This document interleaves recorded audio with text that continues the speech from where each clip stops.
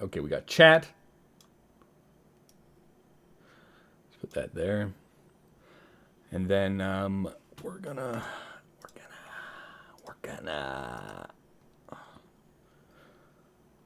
do a couple of things. Refresh this page here. Yeah, there we go. Boom. All right, I'm gonna pop out chat.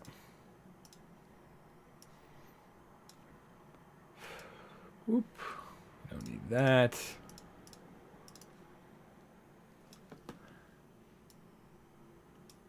Just gonna be having my chat right there so I could see it quite easily. Put my face here. Ooh. All right. Now, my thumbnail is terrible, so we got to fix that.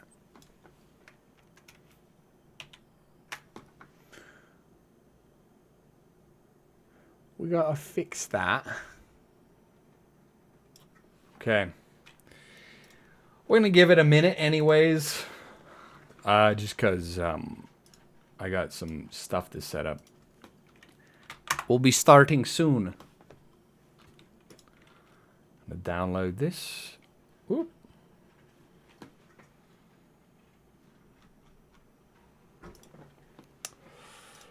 Save. Yeah, that's fine.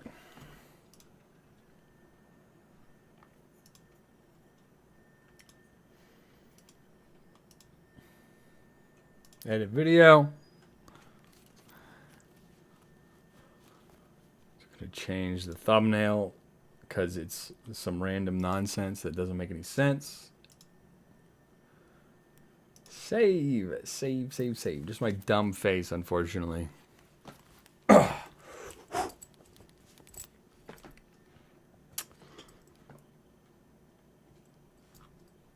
All right. I think we're good, right? Live. Changes saved. All right. Okay. Don't need that. Don't need that. Got that. Got that. All right. Okay, we got chat. If anybody says anything, feel free to speak. Which it's probably nobody here right now anyways, so whatever. And we're just gonna start streaming here. Whew. All right. My first question is, do I narrate with my regular voice or with an accent? Because the lines will always have the accent. Does anybody care? Probably not. Oh shit. Well, alrighty then. Where's my phone at? I don't need my phone for anything, but all right. Okay. We're gonna wait a minute or two. I think we're gonna do regular voice for narration, and then an accent for every character. That's what we're gonna do. Okay. Well, I'm just going to get started, I guess. I'm really excited for this. I'm really excited to read this fucking book. Okay.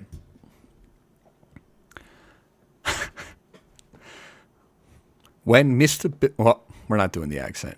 We're doing regular. Chapter 1, A Long-Expected Party. When Mr. Bilbo Baggins of Bag End announced that he would shortly be celebrating his 11th birthday with a party of special magnificence, there was much talk and excitement in Hobbiton. Bilbo was very rich and very peculiar, and had been the wonder of the Shire for 60 years, ever since his remarkable disappearance and unexpected return. The riches he had brought back from his travels had now become a local legend. It was popularly believed, whatever the old folk might say, that the hill at Bag End was full of tunnels stuffed with treasure. And if that was not enough for fame, there was also his prolonged vigor to marvel at. I'm new to this, okay? You're gonna have to give me a break, okay? All right, where were we? Time wore on, but it seemed to have little effect on Mr. Baggins. At 90, he was much the same as at 50. At 99, they began to call him well-preserved, but unchanged would have been nearer the mark. There were some that shook their heads and thought this was too much of a good thing. It seemed unfair that anyone should possess, apparently, perpetual youth, as well as, reputedly, inexhaustible wealth. "It will have to be paid for," they said. "It isn't natural, and the trouble will come of it." That is not what that says. And trouble will come of it. Move on. But so far, trouble had not come. And as Mr. Baggins was generous with his money, most people were willing to forgive his oddities and his good fortune. Shh. Somebody sent me a Discord message. I don't know if you guys could hear that. You probably could. Here, let's mute desktop audio. All right, where were we? So far, trouble had not come, as Mr. Baggins was generous with his money, and most people were willing to forgive him his oddities and his good fortune. He remained on visiting terms with his relatives, except, of course, the Saxville Bagginses, and he had many devoted admirers among the hobbits of poor and unimportant families. But he had no close friends until some of his younger cousins began to grow up. Eldest of these three, and Bilbo's favorite, was young Frodo Baggins. When Bilbo was 99, he adopted Frodo as his heir. Page turn. And brought him to live with him at Bag End. And the hopes of the Saxville Bagginses were finally dashed. Bilbo and Frodo happened to have the same birthday, September 22nd. "You had better come and live here, Frodo, my lad," said Bilbo one day, "and then we can celebrate our birthday parties comfortably together." At that time, Frodo was still in his tweens, as the hobbits called the irresponsible 20s between childhood and coming of age at 33. 12 more years passed. Each year, the Bagginses had given very lively combined birthday parties at Bag End. But now it was understood that something quite exceptional was being planned for that autumn. Bilbo was going to be 111, 111, a rather curious number and a very respectable age for a hobbit. The old Took himself had only reached 130. Frodo was going to be 33. 33. An important number. The date of his coming of age. Tongues began to wag in Hobbiton and Bywater, and the rumor of the coming event traveled all over the Shire. The history and character of Mr. Bilbo Baggins became once again the chief topic of conversation, and the older folks suddenly found their reminiscences in welcome demand. No one had a more attentive audience. No one had a more attentive audience than old Ham Gamgee, commonly known as the Gaffer. He held forth at the Ivy Bush, a small inn on the Bywater Road. He spoke with some authority, for he had tended the garden at Bag End for 40 years, and had helped old Holman in the same job before that. Now that he was himself growing old and stiff in the joints, the job was mainly carried on by his youngest son, Sam Gamgee. Samwise Gamgee. Both father and son were on very friendly terms with Bilbo and Frodo. They lived on that hill itself. The hill itself, in number 3 Bagshot Row, just below Bag End. Okay, here we go. "A very nice and well-spoken gentle hobbit is Mr. Bilbo. I've always said," the Gaffer declared, with perfect truth, for Bilbo was very polite to him, calling him Master Hamfast, and consulting him constantly upon the growing of vegetables. In the matter of roots, especially potatoes, the Gaffer was recognized as the leading authority by all in the neighborhood, including himself. "But what about this Frodo that lives with him?" asked old Noakes of Bywater. "Baggins is his name, but he's more than half a brandy buck, they say. It beats me why any Baggins of Hobbiton should go looking for a wife away there in Buckland, where the folks are so queer." "And no wonder they're queer," put in Daddy Two-Foot, the gaffer's next-door neighbor. "If they live on the wrong side of the Brandywine River, and right again in the old forest, that's a dark, bad place, if half the tales be true." "You're right, Dad," said the gaffer. "Not the Brandybucks of Buckland live in the old forest. But they're a queer breed. Seemingly they fool about with boats on that big river, and that isn't natural. Small wonder that trouble came of it, I say." My light is not reaching this side as well. Whoop. Somebody's fucking honking right now. Bad time to be honking, friend. It's as good as it's gonna get. But be that as it may, Mr. Frodo is a nice young hobbit, as you could wish to meet, very much like Mr. Bilbo, and in more than looks. After all, his father was a Baggins. A decent, respectable hobbit was Mr. Drogo Baggins. There was never much to tell of him till he was drowned. "Drowned?" said several voices. They had heard this and the other darker rumors before, of course, but hobbits have a passion for family history, and they were ready to hear it again. "Well, so they say," said the gaffer. "You see, Mr. Drogo, he married poor Miss Primula Brandybuck. She was out of Mr. Bilbo's first cousin, and on the mother's side. Her mother being the youngest of the old Took's daughters.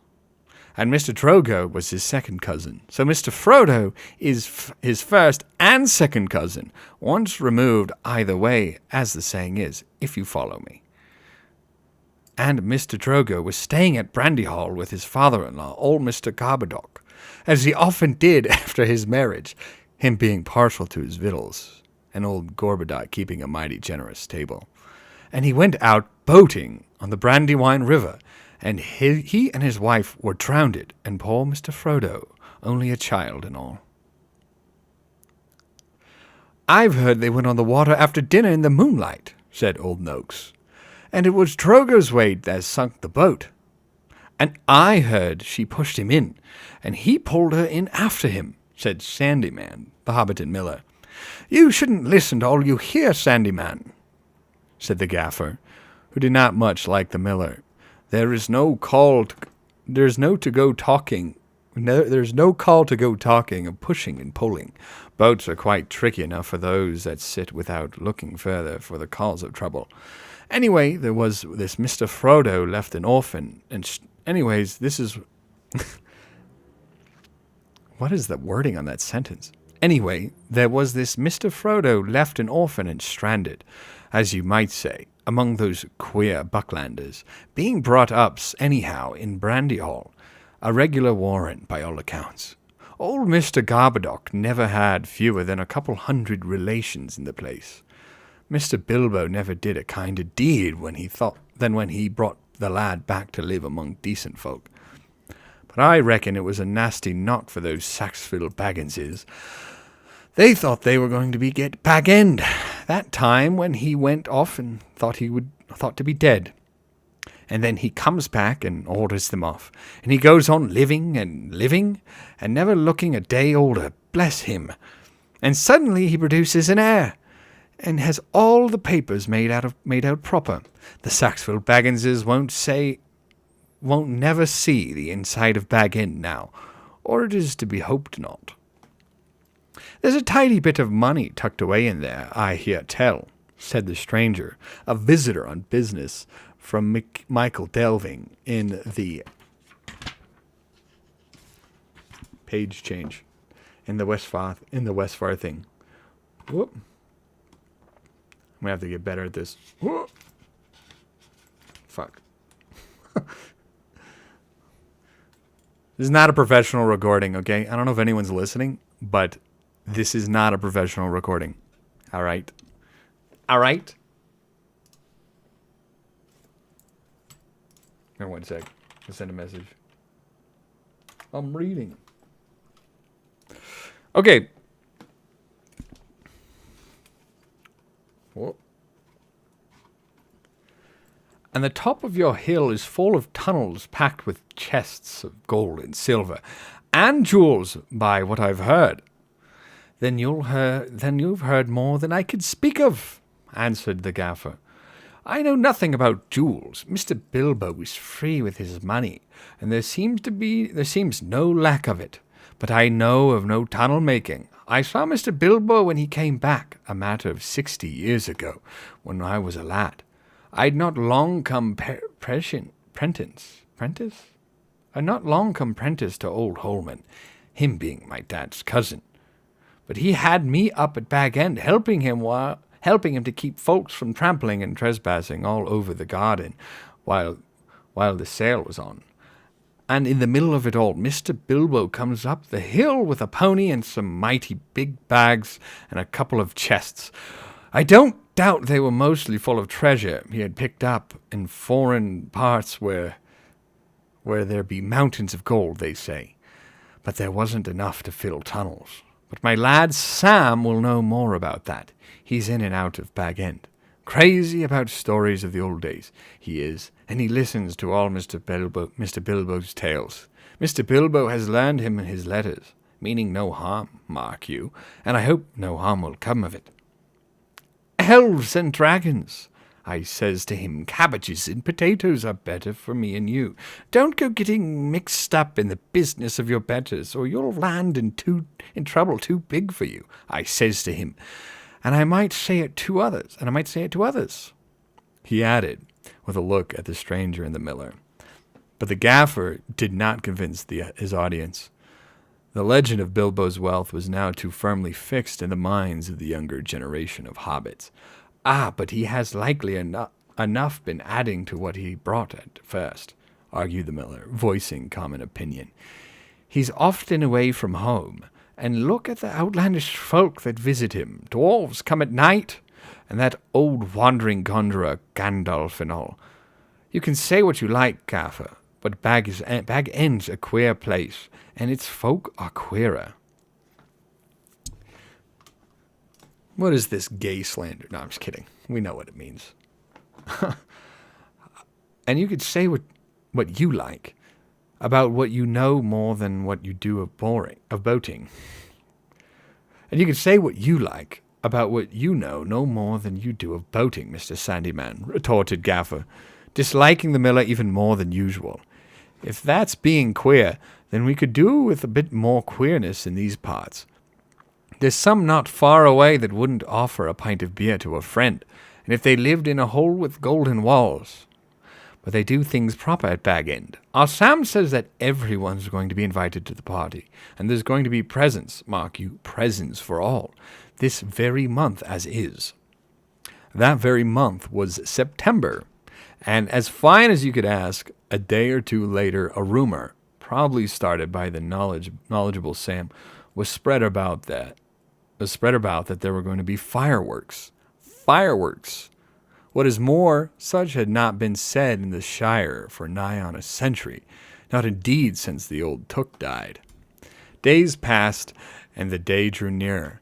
An odd-looking wagon laden with odd-looking packages rolled into Hobbiton one evening, and toiled up the hill to Bag End.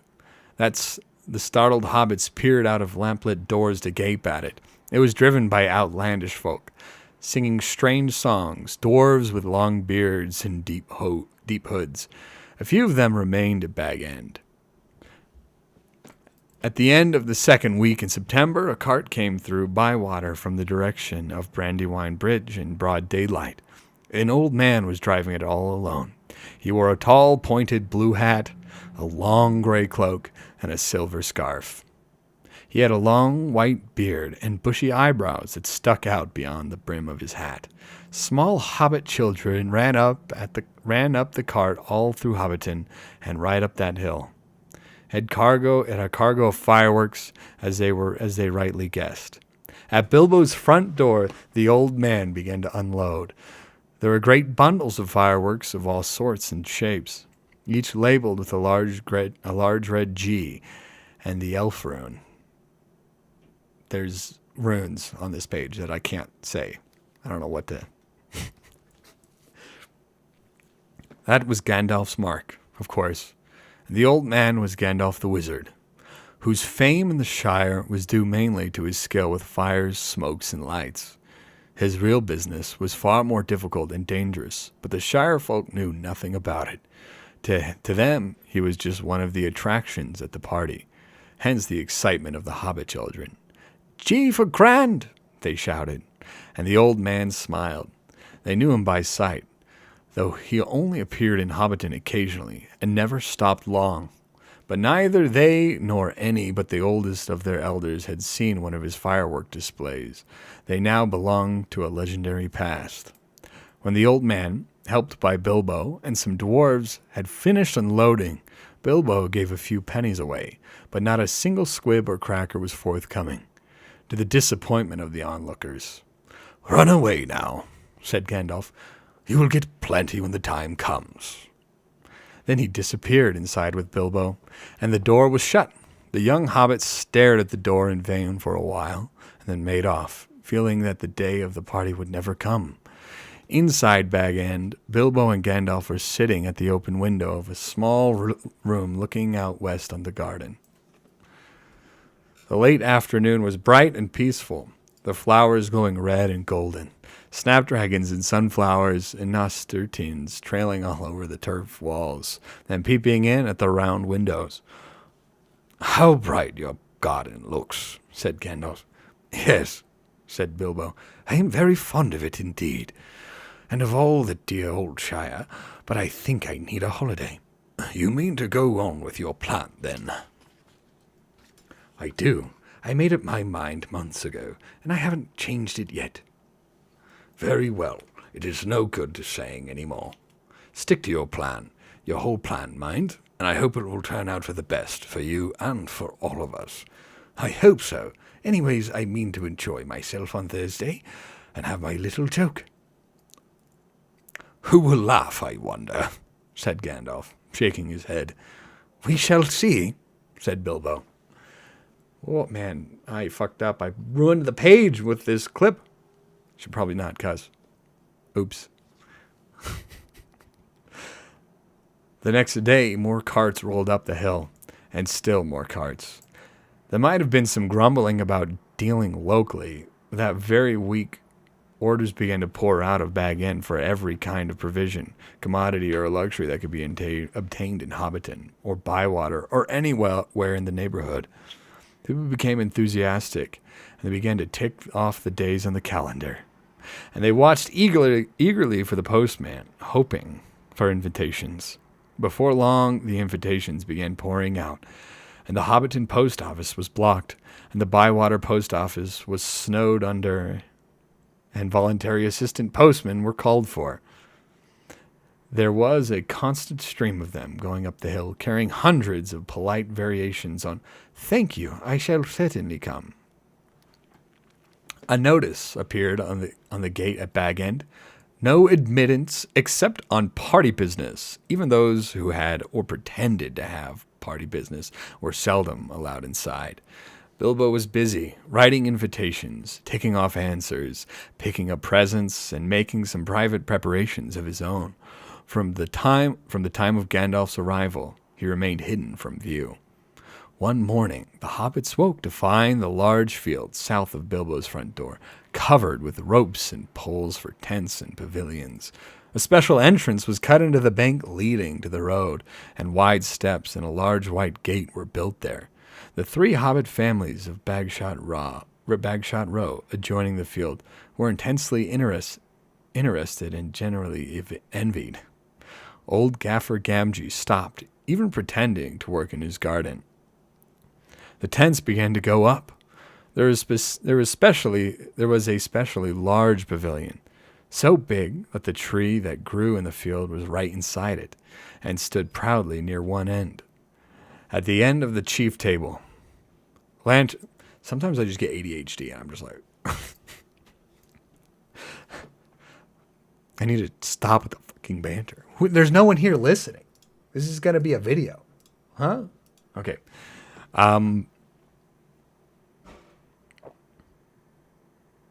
Where was I?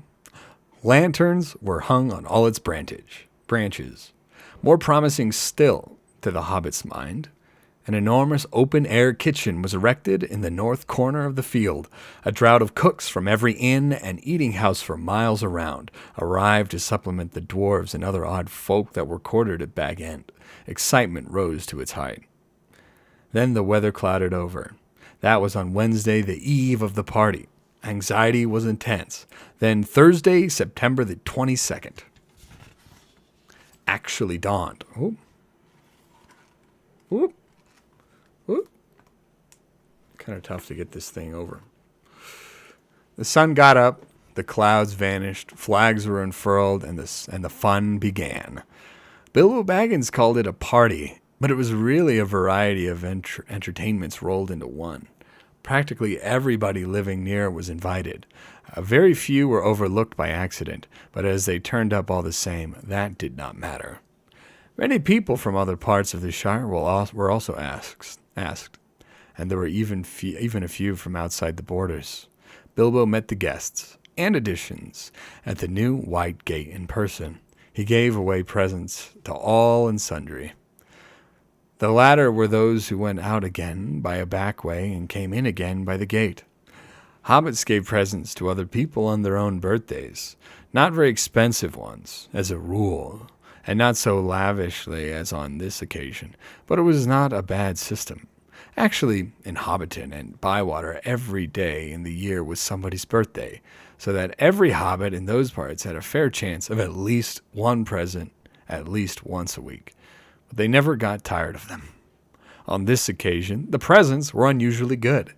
The hobbit children were so excited that for a while they almost forgot about eating. There were toys the like of which they had never seen before, all beautiful and some obviously magical. Many of them had indeed been ordered a year before, and had come from all the way from the mountain and from dale, and were of real dwarf make. When every guest had been welcomed and was finally inside the gate, there were songs, dances, music, games, and of course, food and drink. There were 3 official meals: lunch, tea, and dinner, or supper. But lunch and tea were marked chiefly by the fact that at those times all the guests were sitting down and eating together. At other times, there were merely lots of people eating and drinking, continuously from 11s until 6:30, when the fireworks started. The fireworks were by Gandalf. They were not only brought by him, but designed and made by him. And the special effects, set pieces, and flights of rockets were let off by him. But there were also a generous distribution of squibs, crackers, bacca-wrappers, sparklers, torches, dwarf candles, elf fountains, goblin barkers, and thunderclaps. They were all superb. The art of Gandalf improved with age. There were rockets like a flight of scintillating birds singing with sweet voices. There were green trees and trunks of dark smoke, their leaves open like a whole spring unfolding in a moment, and their shining branches dropped glowing flowers down upon the astonished hobbits, disappearing with the sweet scent just before they touched their upturned faces. There were fountains of butterflies that flew, glittering into the trees. There were pillars of colored fires that rose and turned into eagles, or sailing ships, or a phalanx of flying swans. There was a red thunderstorm and a shower of yellow rain. Ooh. There was a forest of silver spears that sprang suddenly into the air with a yell like an embattled army, and came down again into the water with a hiss like 100 hot snakes. There was also one last surprise, in honor of Bilbo, and it startled the hobbits exceedingly, as Gandalf intended. The lights went out. A great smoke went up. It shaped itself like a mountain seen in the distance and began to glow at the summit. It sprouted green and scarlet flames. One flew a red gold dragon, not life-size, but terribly lifelike. Fire came from his jaws. His eyes glared down. There was a roar, and he whizzed 3 times over the heads of the crowd. They all ducked, and many fell flat on their faces. The dragon passed like an express train, turned a somersault, and burst over Bywater with deafening explosion. "That's the signal for supper," said Bilbo. The pain and alarm vanished at once. The prostrate hobbits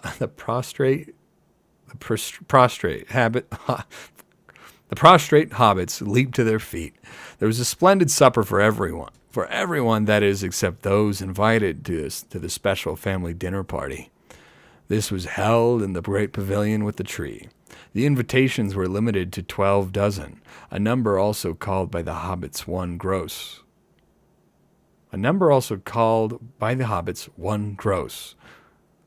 Which is 12 dozen. One gross is 12 dozen. Though the word was not considered proper to use of people. And the guests were selected from the families to which Bilbo and Frodo were related, with the addition of a few special unrelated friends, such as Gandalf. Many young hobbits were included and present by parental permission, for hobbits were easygoing with their children in the matter of sitting up late, especially when there was a chance of getting them a free meal. Bringing up young hobbits took a lot of provender.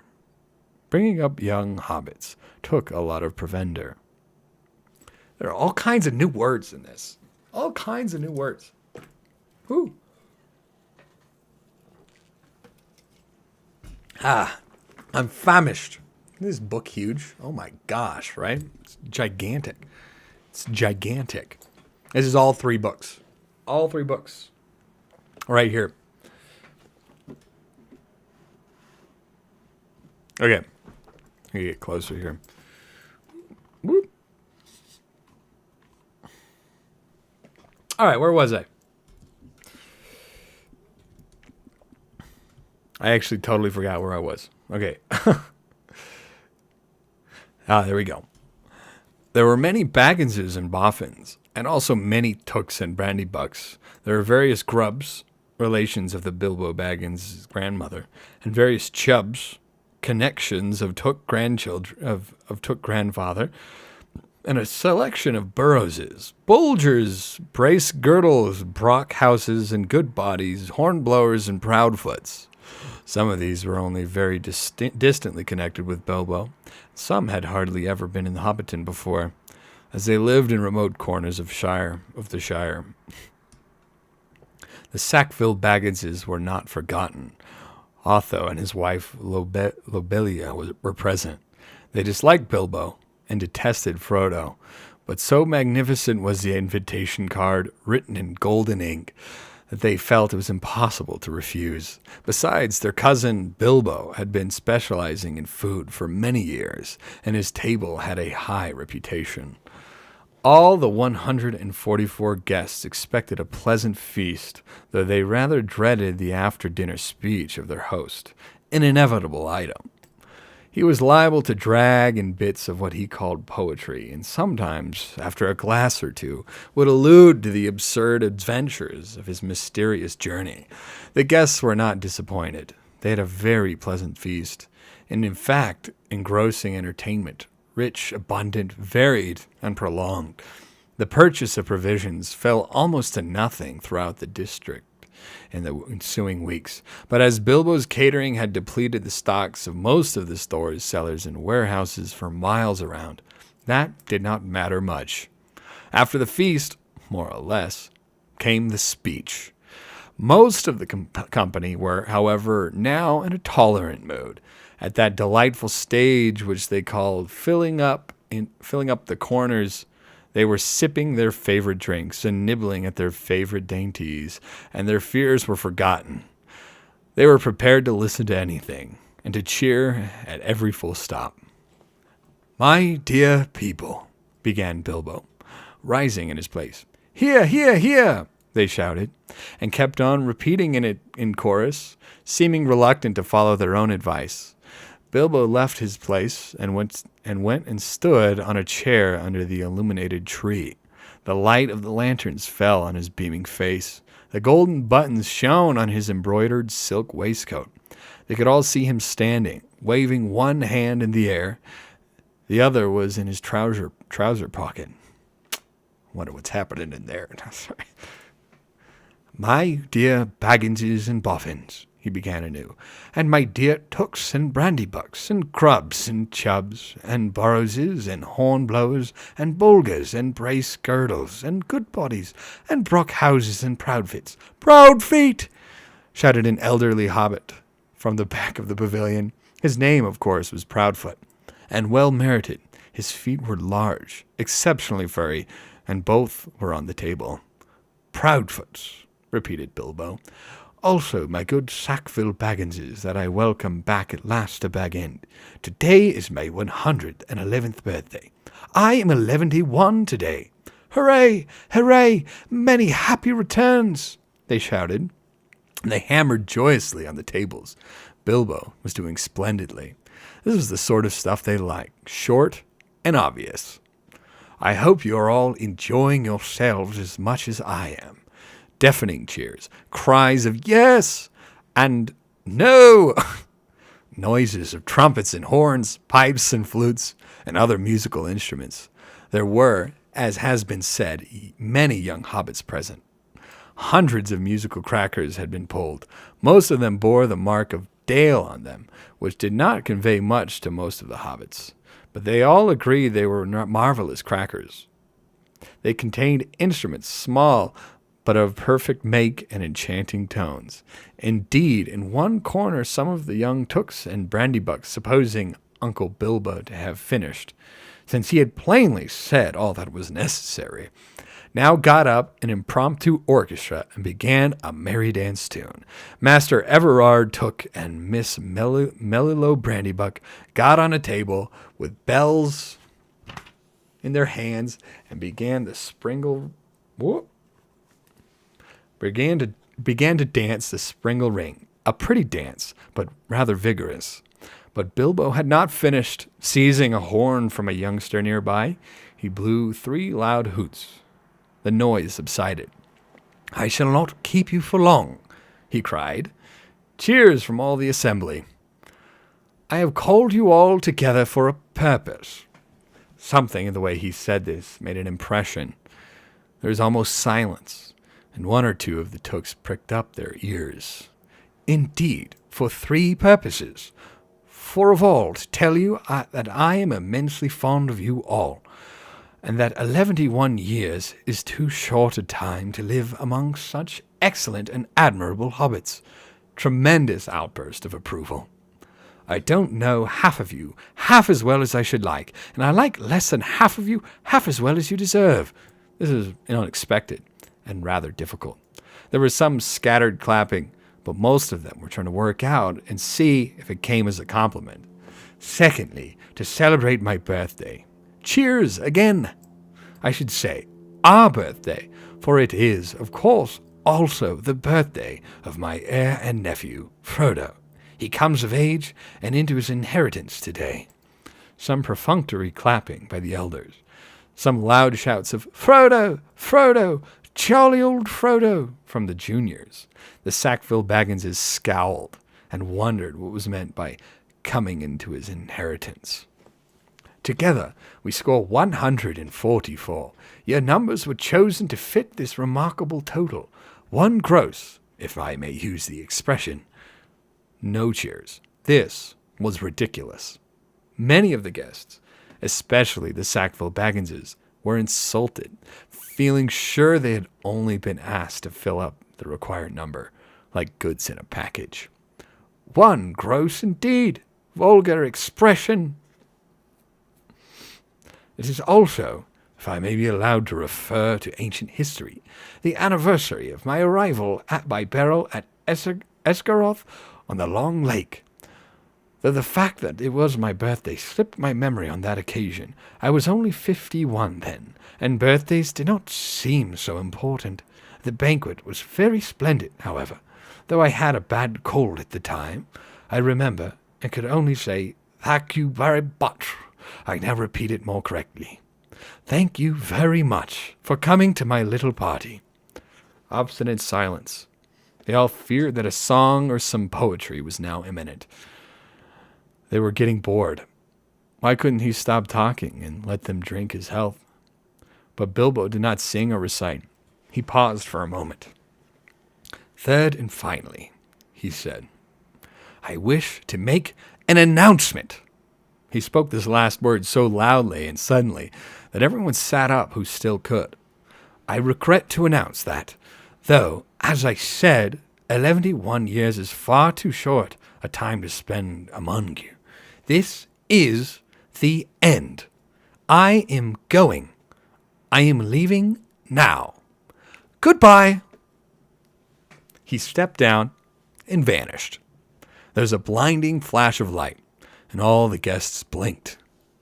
When they opened their eyes, Bilbo was nowhere to be seen. 144 flabbergasted hobbits sat back speechless. Old Odo Proudfoot removed his feet from the table and stamped. There was a dead silence, until suddenly, after several deep breaths, every Baggins, Boffin, Took, Brandybuck, Grubb, Chubb, Burrows, Bulger, Bracegirdle, Brockhouse, Goodbody, Hornblower, and Proudfoot began to talk at once. It was generally agreed that the joke was in very bad taste, and more food and drink were needed to cure the guests of shock and annoyance. "He's mad! I always said so!" was probably the most popular comment. Even the Tooks, with a few exceptions, thought Bilbo's behavior was absurd. For the moment, most of them took it for granted that his disappearance was nothing more than a ridiculous prank. But old Rory Brandybuck was not so sure. Neither age nor an enormous dinner clouded his wits. He said to his daughter-in-law, Esmeralda, "There's something fishy in this, my dear. I believe that mad Baggins is off again. Silly old fool. But why worry? He hasn't taken the victuals with him." He called loudly to Frodo to send the wine round again. Frodo was the only one present who said nothing. For some time he sat silent beside Bilbo's empty chair, and ignored all remarks and questions. He had enjoyed the joke, of course, even though he had been in the know. He had difficulty in keeping from laughter at the indignant surprise of the guests, but at the same time he felt deeply troubled. He realized suddenly that he loved the old hobbit dearly. Most of the guests went on eating and drinking and discussing Bilbo Baggins' oddities, past and present, but the Sackville Bagginses had already departed in wrath. Frodo did not want to have any more to do with the party. He gave orders for more wine to be served. He got up and drained his own glass silently to the health of Bilbo, and slipped out of the pavilion. As for Bilbo Baggins, even while he was making his speech, he had been fingering the golden ring in his pocket, his magic ring that he had kept secret for so many years. He stepped down, he slipped it on his finger, and he was never seen by any hobbit in Hobbiton again. He walked briskly back to his hole, and stood for a moment, listening with a smile to the din in the pavilion, to the sounds of merrymaking in other parts of the field. Then he went in. He took off his party clothes, folded up, and wrapped it in tissue paper his embroidered silk waistcoat, and put it away. Then he put on quickly some old turn-page, untidy garments, and fastened round his waist a worn leather belt. On it he hung a short sword in battered black. On it he hung a short sword in her battered black leather scabbard. I need to say that better, because we all know that Sting. I have to say that line better. On it he hung a short sword in a battered black leather scabbard. From a locked drawer, smelling of mothballs, he took out an old cloak and hood. They had been locked up as if they were very precious, but they were so patched and weather-stained that their original color could hardly be guessed. It might have been dark green. They were rather too large for him. He then went to his study, and from a large strong box took out a bundle wrapped in old clothes, and a leather-bound manuscript, and also a large bulky envelope.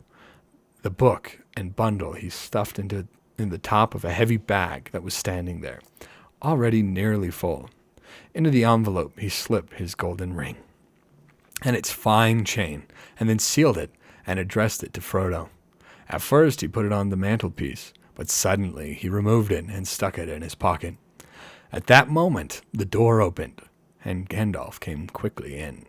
"Hello," said Bilbo. "I wondered if you would turn up." "I am glad to find you visible," replied the wizard, sitting down in a chair. "I wanted to catch you and have a few final words. I suppose you feel that everything has gone off splendidly and according to plan." "Yes, I do," said Bilbo, though the flash was surprising. "It quite startled me, let alone the others. A little addition of your own, I suppose." "It was. You have wisely kept that ring secret all these years, and it seemed to me necessary to give your guests something else that would seem to explain your sudden vanishment." "And you would spoil my joke? You are an interfering old busybody," laughed Bilbo. "But I expect you know best as usual." "I do, when I know anything, but I don't feel too sure about this whole affair. It has now come to the final point. You have had your joke, and alarmed or offended most of your relations, and given the whole Shire something to talk about for 9 days, or 99 more likely. How are you going any further?" "Yes, I am. I feel I need a holiday, a very long holiday, and I have told you before, probably a permanent holiday. I don't expect I shall return. In fact, I don't mean to, and I have made all arrangements. I'm old, Gandalf. I don't look it, but I'm beginning to feel it in my heart of hearts. Well preserved indeed," he snorted. "Why, I feel all thin and sort of stretched, if you know what I mean, like butter has been scraped over too much bread. That can't be right. I need a change or something." Gandalf looked curiously and closely at him. No, it does not seem right," he said thoughtfully. "No, after all, I believe your plan is probably the best." "Well, I've made up my mind, anyway. I want to see the mountains again, Gandalf. Mountains, and then find somewhere I can rest, in peace and quiet, without a lot of relatives prying around, and a string of old confounded visitors hanging on the bell. I might find somewhere where I can finish my book. I have thought of a nice ending for it, and he lived happily ever after, to the end of his days." Gandalf laughed. "I hope he will, but nobody will read the book, however it ends." "Oh, they may, in years to come. Frodo has read some already, as far as it has gone. You'll keep an eye on Frodo, won't you?" "Yes, I will. 2 eyes, as often as I can spare them." "He would come with me, of course, if I asked him. In fact, he offered to once, just before the party, but he does not really want to. Yet.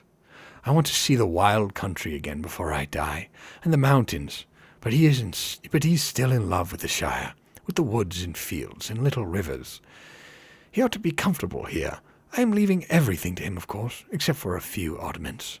I hope he'll be happy. When he gets used to being on his own, it's time he was his own master now. I need to get better at this." "Everything," said Gandalf. "The ring as well. You agree to that, you remember?" "Well, yes, I suppose so," stammered Bilbo. "Where is it?" "In the envelope, if you must know," said Bilbo impatiently. "There on the mantelpiece. Well, no, here it is in my pocket." He hesitated. "Isn't that odd now?" he said softly to himself. "Yet, after all, why not? Why shouldn't it stay there?"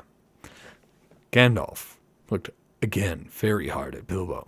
There was a gleam in his eyes. "I think, Bilbo," he said quietly, "I should leave it behind. Don't you think so? Don't you want to?" "Well, yes, and no. Now it comes to it, I don't like parting with it at all, I may say. I don't really see why I should. Why do you want me to?" he asked. A curious change came over his voice. It was sharp with suspicion and annoyance. "You're always badgering me about my ring, but you have never bothered me about other things that I got on my journey." "No, but I had to badger you," said Gandalf. "I wanted the truth. It was important. Magic rings are, well, magical. They are rare and curious. I am professionally interested in your ring, you may say, and I still am. I should like to know where it is, and if you go wandering again, I think you have had it quite long enough. You won't need it any more, Bilbo. unless I am quite mistaken. Bilbo flushed, and there was an angry light to his eyes. His kindly face grew hard. "Why not?" he cried. "And what business is it of yours? Anyway, to know what I am to do with my own things. It is my own. I found it. It came to me." "Yes, yes," said Gandalf. "But there is no need to get so angry." "If I am, it is your fault," said Bilbo. "It is mine, I tell you, my own, my precious. Yes, my precious!" The wizard's face remained grave and attentive, and only a flicker in his deep eyes showed that he was startled, and indeed alarmed. "It has been called that before," he said, "but not by you." "But I say it now, and why not? Even if Gollum said the same once. It's not his now, but mine, and I shall keep it, I say." Gandalf stood up. He spoke sternly. "You will be a fool if you do, Bilbo," he said. "You make that clear with every word you say. It has got far too much hold on you. Let it go, and then you can go yourself, and be free." "I do as I choose, and go as I please," said Bilbo, obstinately. Now, my dear hobbit," said Gandalf. "All your long life we have been friends, and you owe me something. Come, do as you promised. Give it up." "Well, if you want my ring yourself, say so," cried Bilbo. "But you won't get it. I won't give my precious away, I tell you." His hand strayed to the hilt of his small sword. Gandalf's eyes flashed. "It will be my turn to get angry soon," he said.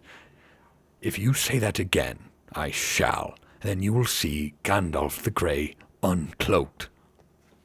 He took a step towards the hobbit, and he seemed to grow tall and menacing. His shadow filled the little room. Bilbo backed away to the wall, breathing hard, his hand clutching at his pocket. They stood for a while facing one another. The air of the room tingled. Gandalf's eyes remained bent on the hobbit. Slowly, his hands relaxed, and he began to tremble. I don't know what has come over you, Gandalf," he said. "You have never been like this before. What is it about? What is it all about? It is mine, isn't it? I found it, and Gollum would have killed me if I hadn't kept it. I'm not a thief, whatever he said." I have never called you one," Gandalf answered. "I am not one either, and I am not trying to rob you, but to help you. I wish you would trust me, as you used." He turned away, and the shadow passed. He seemed to dwindle again to an old gray man, bent and troubled. Bilbo drew his hand over his eyes. "I am sorry," he said, "but I felt so queer, and yet it would be a relief, in a way, not to be bothered with it any more. It has been growing on my mind so much lately. Sometimes I have felt like it was an eye looking at me, and I have always wanting to put it on and disappear, but don't you know, or wondering if it is safe, and pulling it out to make sure. I tried locking it up, but I found I couldn't rest without it in my pocket. I don't know why. I don't seem to be able to make up my mind." "Then trust mine," said Gandalf. "It is quite made up. Go away, and leave it behind. Stop possessing it. Give it to Frodo, and I will look after him." Bilbo stood for a moment, tense and undecided. Presently he sighed. "All right," he said with a bit of effort. "I will." Then he shrugged his shoulders and smiled rather ruefully. After all, that's what this party business was all about, really. To give away lots of birthday presents, and somehow make it easier to give it away at the same time. It hasn't made it any easier in the end, but it would be a pity to waste all my preparations. It would quite spoil the joke. "Indeed, it would take away from the only point I ever saw in the affair," said Gandalf. "Very well," said Bilbo. It goes to Frodo with all the rest." He drew a deep breath. "And now I really must be starting, or somebody else will catch me. I have said goodbye, and I couldn't bear to do it all over again." He picked up his bag and moved to the door. "You have still got the ring in your pocket, Bilbo," said the wizard. "Well, yes, so I have, cried Bilbo. And my will and all the other documents too. You'd better take it and deliver it for me. That will be safest. No, don't give the ring to me, said Gandalf. Put it on the mantle. It will be safe enough there till Frodo comes. I shall wait for him. Bilbo took out the envelope, but just as he was about to set it by the clock, his hand jerked back, and the package fell on the floor. Before he could pick it up, the wizard stooped and seized it and set it in its place. A spasm of anger swiftly over the hobbit's face again. Suddenly, it gave way to a look of relief and a laugh. Well, that's that, he said. Now I'm off. They went out into the hall. Bilbo chose his favorite stick from the stand. Then he whistled. 3 dwarves came out of different rooms where they had been busy. Is everything ready? Asked Bilbo. Everything packed and labeled. Everything, they answered.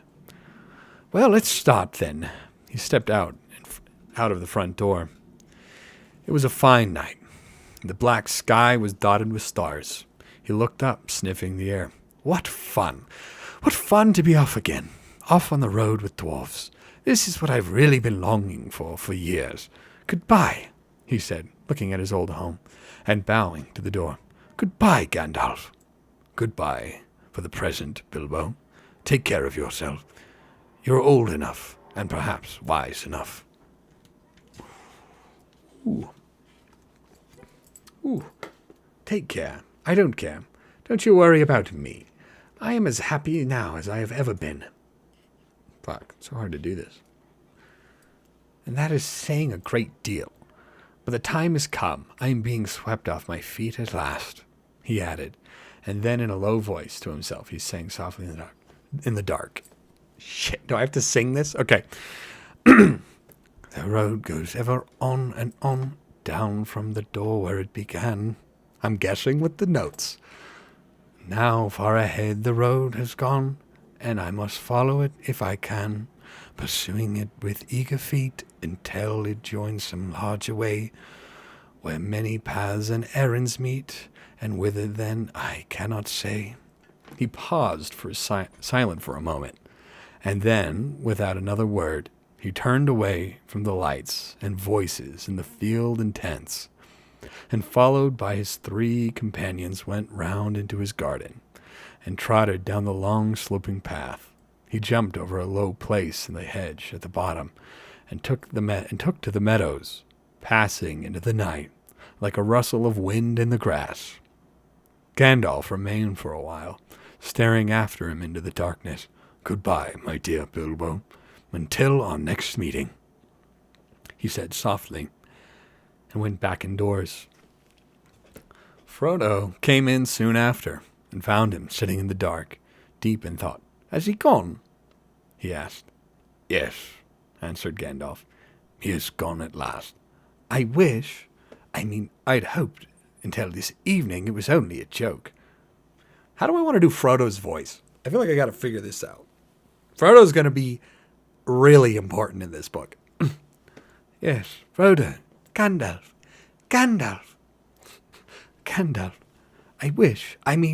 I hoped until this evening it was only a joke, said Frodo, but I knew in my heart he really meant to go. He always used to joke about serious things. I wish I had come back sooner, just to see him off. I really think he preferred slipping off quietly in the end, said Gandalf. Don't be too troubled. He'll be all right now. He left with a packet for you. There it is. Frodo took the envelope from the mantelpiece and glanced at it, but did not open it. You'll find his will, and all other documents in there, I think, said the wizard. You are the master of Bag End now, and also, I fancy, you'll find a golden ring. The ring? Exclaimed Frodo. He has left me that. I wonder why. Still, it may be useful. It may, and it may not. I should not make use of it, if I were you. Keep it secret. Keep it safe. Now I am going to bed. Oh, keeping up Gandalf's voice is tough. I gotta say.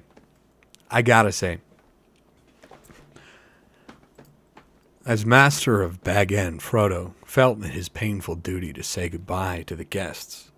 Rumors of strange events had now spread all over the field, but Frodo would only say, no doubt everything would be cleared up in the morning. About midnight, carriages came for important folk, one by one, as they rolled away, filled with full but very unsatisfied hobbits. Gardeners came by arrangement, and removed in wheelbarrows those that had inadvertently remained behind. Night slowly passed. The sun rose. The hobbits rose rather later. Mornings went on.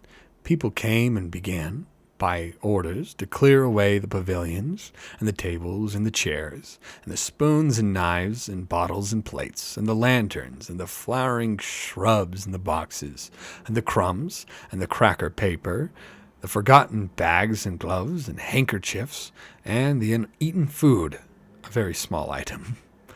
Then a number of other people came. Loud car, without orders. Bagginses and boffins and bolgers and tooks, and other guests that lived or were staying near. By midday,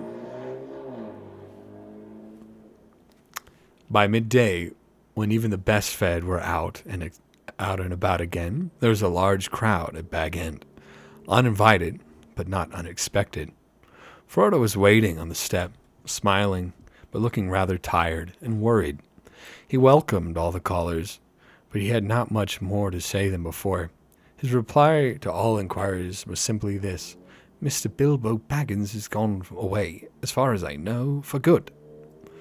Mr. Bilbo Baggins has gone away, as far as I know, for good.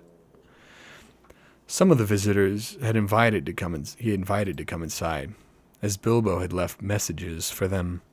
Inside the hall, there was a piled large assortment of packages and parcels and small articles of furniture. On every item, there was a label tied. There were several labels of this sort. For Allard took for his very own from Bilbo, on an umbrella.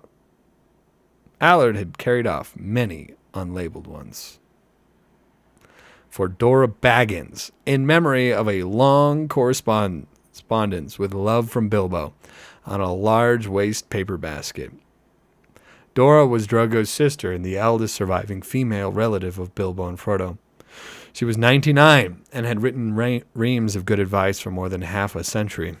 For Milo Burrows, hoping it will be useful, from BB, on a gold pen and ink bottle. Milo never answered letters. For Angelica's use, from Uncle Bilbo, on a round convex mirror. She was the youngest Baggins, and obviously concerned her face shapely.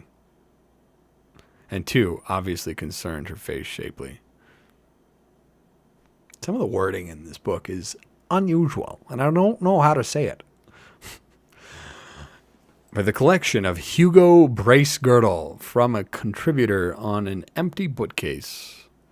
Hugo is a great borrower of books, and worse than usual at returning them. For Lobelia Sackville Baggins, as a present, on a case of silver spoons. Bilbo believed that she had acquired a good many of his spoons while he was away on his former journey. Lobelia knew that quite well. When she arrived later in the day, she took the point at once, but she also took the spoons. There's only a small selection of the assembled presents. Bilbo's residence had got rather cluttered up with things in the course of his long life. It was a tendency of hobbit holes to get cluttered up, for which the custom of giving so many birthday presents was largely responsible. Not, of course, that the birthday presents were always new. There were one or two old mathams of forgotten uses that had circulated all around the district. But Bilbo had usually given new presents and kept those he received. The old hole was now being cleared a little. Every one of the various parting gifts had labels written out personally by Bilbo, and several had some point or some joke. But of course, most of the things were given where they were... This chapter, how long does it go? Oh my god. Okay. Ooh. Any comments? No. Oh shit. What a surprise. What a surprise. What a surprise. Oh, where am I at? I feel like I need a break. Ooh.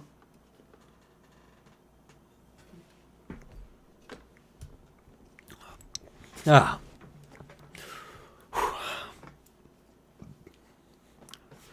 This is only a small selection of the assembled presents. Bilbo's residence had gotten rather cluttered with... Oh, I already read that. Every one of the various parting gifts had labels written out. Oh, I already got that one. I think I'm close here. Written out personally by Bilbo. Several had some point or some joke. But of course, most of the things were given where they would be wanted and welcome. The poorer hobbits, and especially those of Bagshot Row, did very well. Old Gaffer Gamgee got 2 sacks of potatoes, a new spade, a woolen waistcoat, and a bottle of ointment for creaking old joints. Old Rory Brandybuck, in return for much hospitality, got a dozen of old vineyards. A strong red wine from the South Farthing, and now quite mature, as it had been laid down by Bilbo's father. Rory quite forgave Bilbo and voted him a capital fellow after the first bottle.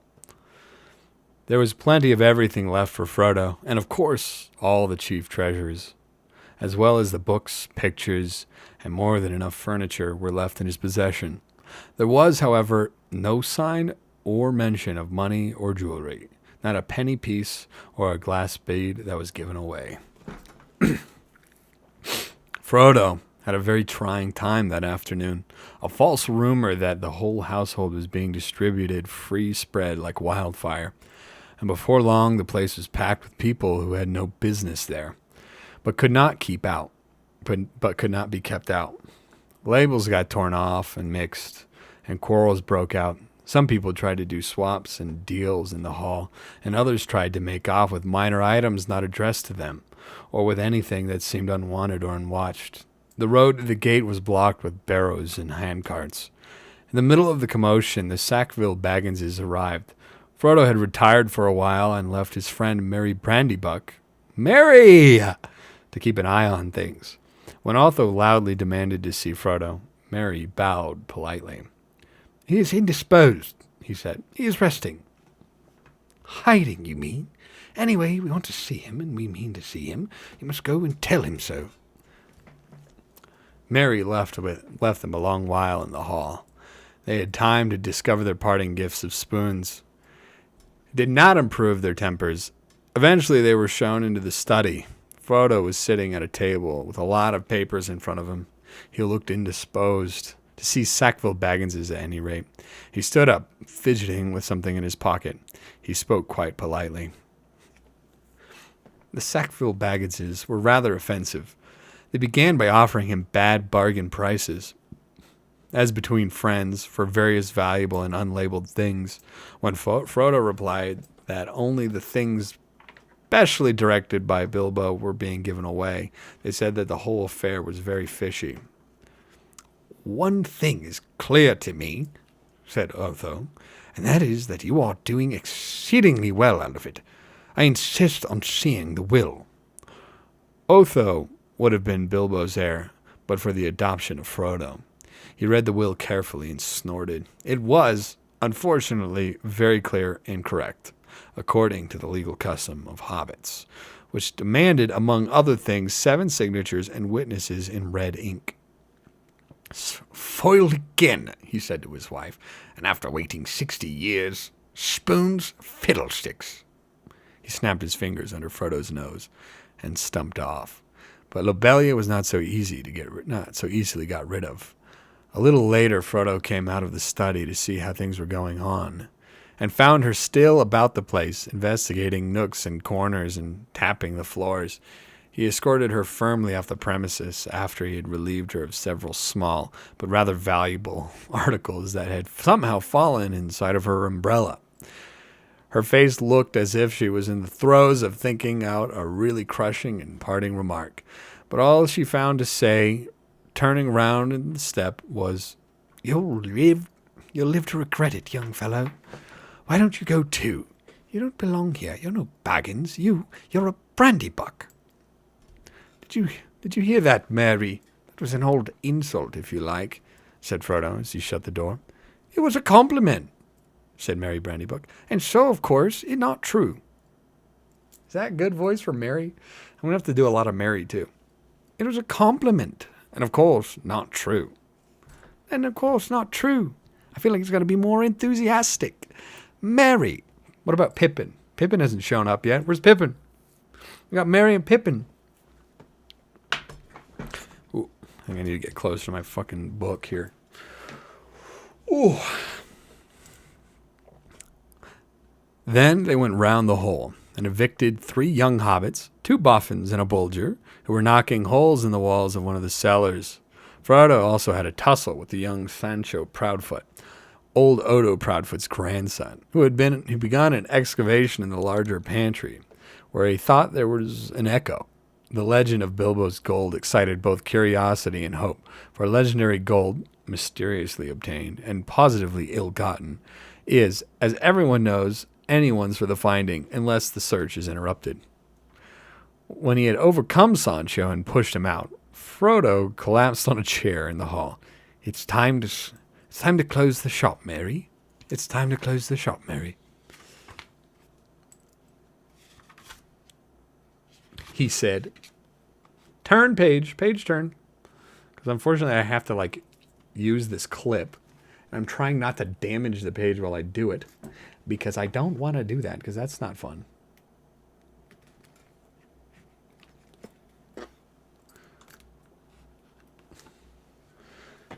Lock the door, and don't open it to anyone today, not even if they bring a battering ram. Then he went to retrieve himself with a belated cup of tea. He hardly sat down when there came a soft knock at the front door. Lobelia again, most likely, he thought. She must have thought of something really nasty and have come back to say it again. It can wait. He went on with his tea. The knock was repeated, much louder, but he took no notice. Suddenly, the wizard's head appeared at the window. If you don't let me in, Frodo, I shall blow your door right down your hole and out through the hill, he said. My dear Gandalf, hold a minute. Half a minute. My dear Gandalf, half a minute, cried Frodo, running out of the room to the door. Come in, come in. I thought it was a lobelia. Then I forgive you. But I saw her some time ago, driving a pony trap towards Bywater, with a face that would have curdled new milk. She has already nearly curdled me. Honestly, I nearly tried on Bilbo's ring. I long to disappear. Don't do that, said Gandalf, sitting down. Do be careful of that ring, Frodo. In fact, it is partly about that I have come to say a last word. Well, what about it? Only what do you know already? Only what Bilbo told me. I have heard his story, how he found it, and how he used it, on his journey, I mean. Which story, I wonder, said Gandalf. Oh, not what he told the dwarves and put in his book, said Frodo. He told me the true story soon after I came to live here. He said that you pestered him till he told you. So I had better know, too. No secrets between us, Frodo, he said. But they are not to go any further. It's mine anyway. That's interesting, said Gandalf. Well, what did you think of it all? If you mean inventing all that about a present, well, I thought the true story much more likely, and I couldn't see the point of altering it all. It was very unlike Bilbo to do so anyway. I thought it rather odd. So did I, but odd things may happen to people that have such treasures, if they use them. Let it be a warning to you to be very careful with it. It may have other powers than just making you vanish, when you wish to. I don't understand, said Frodo. Neither do I, answered the wizard. I have merely begun to wonder about the ring. especially since last night. But if you take my advice, you will use it very seldom, or not at all. At least I beg you not to use it in any way that will cause talk or rouse suspicion. I say again, keep it safe, keep it secret. Oh, you are very mysterious. What are you afraid of? I am not certain, so I will say no more. I may be able to tell you something when I come back. I'm going off at once, so this is goodbye for the present. He got up. At once? Cried Frodo. Why, I thought you were staying on for at least a week. I was looking forward to your help. I did mean to, but I have had to change my mind. I may be away for a good while, but I'll come and see you again, as soon as I can. Expect me when you see me. I shall slip in quietly. I shan't be visiting the Shire openly again. I find that I have become rather unpopular. They say I am a nuisance and a disturber of the peace.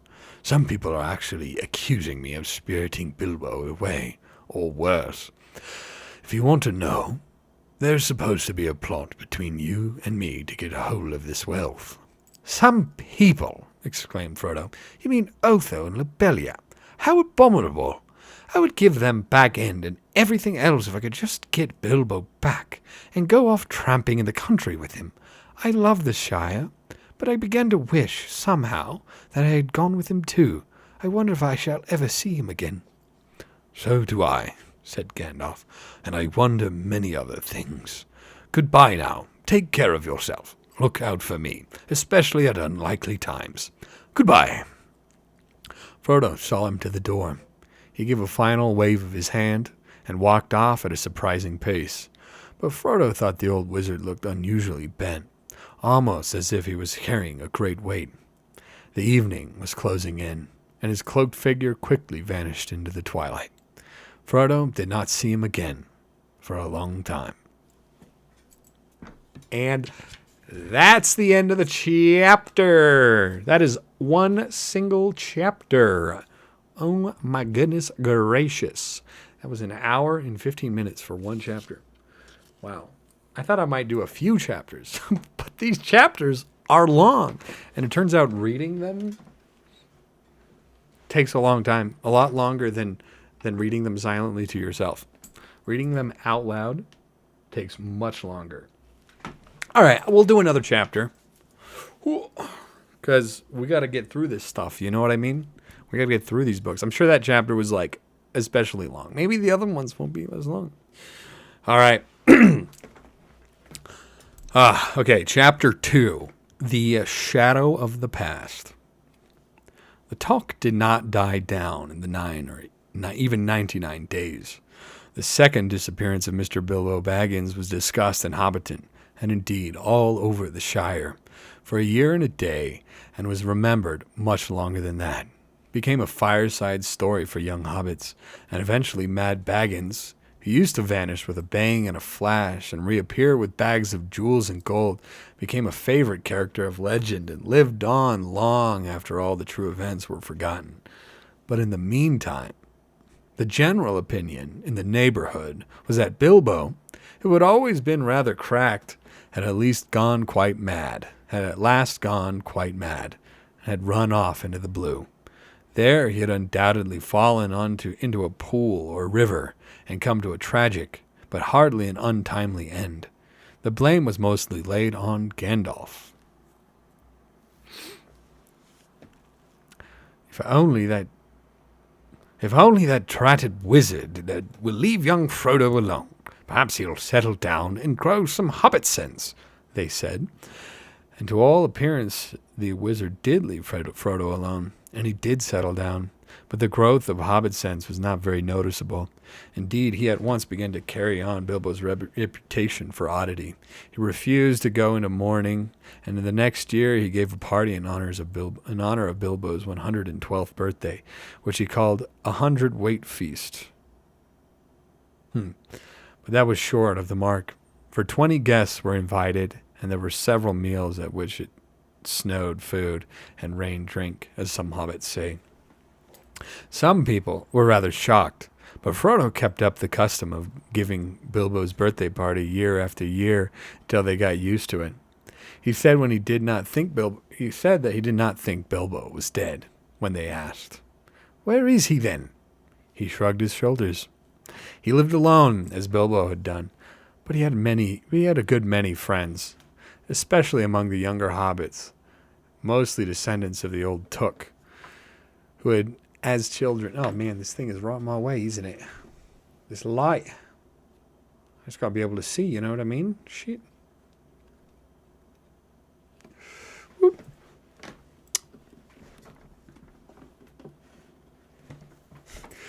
Oh, turns out sitting here and reading is quite tiring. Okay. Mostly his friends were the descendants of the old Took, who had as children been fond of Bilbo, and often in and out of Bag End. Folko Boffin and Fredegar Bolger were two of these, but his closest friends were Peregrine Took, usually called Pippin, and Merry Brandybuck. His real name was Meriadoc, but that was seldom remembered. Meriadoc, wow, good to know. Frodo went tramping over the Shire with them, but more often he wandered by himself, and to the amazement of sensible folk, he was sometimes seen far from home walking in the hills and woods under the starlight. Merry and Pippin suspected he visited the elves at times, as Bilbo had done. As time went on, people began to notice that Frodo also showed signs of good preservation. Outwardly, he retained the appearance of a robust and energetic hobbit just out of his tweens. Some folk had all the luck, they said. But it was not until Frodo approached the usually more sober age of 50 that they begun to think it queer. Frodo himself, after the first shock, found that being his own master and the Mr. Baggins of Bag End was rather pleasant. For some years he was quite happy and did not worry much about the future, but half unknown to himself, the regret that he had not gone with Bilbo was steadily growing. He found himself wondering at times, especially in the autumn, about the wild lands, and strange visions of mountains that he had never seen came into his dreams. He began to say to himself, "Perhaps I shall cross the river myself one day." To which the other half of his mind always replied, "Not yet." So it went on until his 40s were running out and his 50th birthday was drawing near. 50 was a number that he felt somehow significant. 50 was a number that he felt was somehow significant or ominous. It was, at any rate, at that age that adventure had suddenly befallen Bilbo. Frodo began to feel restless, and the old path seemed too well trodden. He looked at maps and wondered what lay beyond their edges. Maps made in the Shire showed mostly white spaces beyond its borders. He took to wandering further afield, and more often by himself. And Merry and his other friends watched him anxiously. Often he was seen walking and talking with the strange wayfarers that began at this time to appear in the Shire. There are rumors of strange things happening in the world outside, as Gandalf had not at the time appeared or sent any message for several years. Frodo gathered all the news he could. Elves, who seldom walked in the Shire, could now be seen passing westward through the woods in the evening, passing and not returning. But they were leaving Middle-earth and were no longer concerned with its troubles. There were, however, dwarves on the road in unusual numbers. The ancient east-west road ran through the Shire to its end at the Grey Havens. The dwarves had always used it on their way to their mines in the Blue Mountains. They were the hobbits' chief source of news in distant parts. They wanted any, as a rule, dwarves said little, and hobbits asked no more. But now Frodo often met strange dwarves of far countries seeking refuge in the west. They were troubled, and some spoke of whispers of the enemy in the land of Mordor. The name of the hobbits only knew in legends of the dark past, like a shadow in the background of their memories. But it was ominous and disquieting. It seemed that the evil power in Mirkwood had been driven out by the White Council, only to reappear in greater strength and old strongholds of Mordor. The Dark Tower had been rebuilt, it was said. From there, the power was spreading far and wide, and far away, and away far east and south, there were wars and growing fear. Orcs were multiplying again in the mountains. Trolls were abroad, no longer dull-witted but cunning and armed with dreadful weapons. And there were murmured hints of creatures more terrible than all of these, but they had no name. Little of all of this, of course, reached the ears of ordinary hobbits. But even the deafest and most stay-at-home began to hear queer tales, and those whose business took them to the borders saw strange things. The conversation in the Green Dragon at Bywater one evening in the spring of Frodo's 50th year, so that even in the comfortable heart of the Shire, rumors had been heard, though most hobbits still laughed at them. My issue is that sometimes I go too fast, and I skip over words, and I get them wrong. I need to slow down. Oh, I'm going to chill out for a minute. Oop.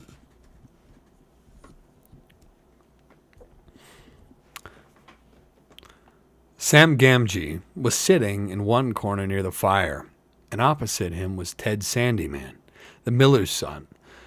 There were various other rustic hobbits listening to their talk. "Queer things do you hear these days, to be sure," said Sam. "Ah," said Ted. Oh, I'm not even doing an accent. I'm tired. Only an hour and a half of reading and I'm already tired. Unbelievable. Reading's hard. It's hard. It's really hard to keep going. All right. We're going to redo Sam. Okay. Queer thing. Wait, what does Sam sound like? That's a good question. What does Sam sound like? Frodo. I can't carry you. I may not be able. He sounds a little less exciting. "Queer things to be heard these days, to be sure," said Sam. "Ah," said Ted. "You do, if you listen. But I can hear fireside tales and children's stories at home if I want to." "No doubt you can," retorted Sam, "and I dare say there's more truth in some of them than you reckon." "Who invented the stories anyway? Take dragons now." "No, thank ye," said Ted. "I won't. I've heard tell of them when I was a youngster, but there's no calling to believe in them now. There's only one dragon in Bywater, and that's green," he said, getting a general laugh. "All right." Dude, I feel like I need to take a break. I feel like this is too hard to keep going. I'm losing my focus. Does anyone even care? Is anyone here? Oh, that was incorrect. Lol. Oopsie daisy. I feel like I could take a break. That first chapter was so long. First chapter was so long, dude. It just kept going and going and going. Ooh. I don't even know. My improvisational skills are dwindling. How does Sam sound? Because there's 4 hobbits that I got to make sound all different. That's difficult. We got Frodo, who sounds really light and easy. And then there's Mary, who's really enthusiastic. And then there's Sam, who's just a simple working guy. Sam. Good old Sam. Frodo. Well, I can't help you, Frodo. I don't know if you can't do that. What, we sound like this. All right. Whew, we can finish this chapter. I believe in me. Sam Gamgee was sitting in one corner near the fire. Opposite was Ted Sandyman. "Queer things you hear this day, to be sure." "Queer things you do hear these days, to be sure," said Sam. "Ah," said Ted. "If you do, you listen. but I could hear fireside tales and children's stories at home if I want to. No doubt you can, retorted Sam. I dare say there's more truth in some of them now than you reckon. Who invented the stories anyway? Take dragons now. No, thank ye, said Ted. I won't. I've heard tell of them when I was a youngster, but there's no call to believe in them now. There's only one dragon in Bywater, and that's green, he said, getting a general laugh. All right, said Sam, laughing with the rest. But what about these tree men? These giants, you might call them. They do say that one bigger than a tree was seen way up beyond the north moors. Now I sound Irish. They do say... All right, said Sam. These giants, you might call them. They do say that one bigger than a tree had been seen way up beyond north moors. Do I really want to do Scottish for Sam? Does that make any sense? There's only so many different ways to read an accent. All right, said Sam, laughing with the rest. But what about these tree men? These giants, you might call them. They do say that one bigger than a tree was seen way beyond the north moors not long back. Who's they? My cousin Hal, for one. He works for Mr. Boffin at Overhill and goes up the North Fang for the hunting. He saw one. Says he, perhaps. Your Hal was always saying he's seen things, and maybe he sees things that aren't there.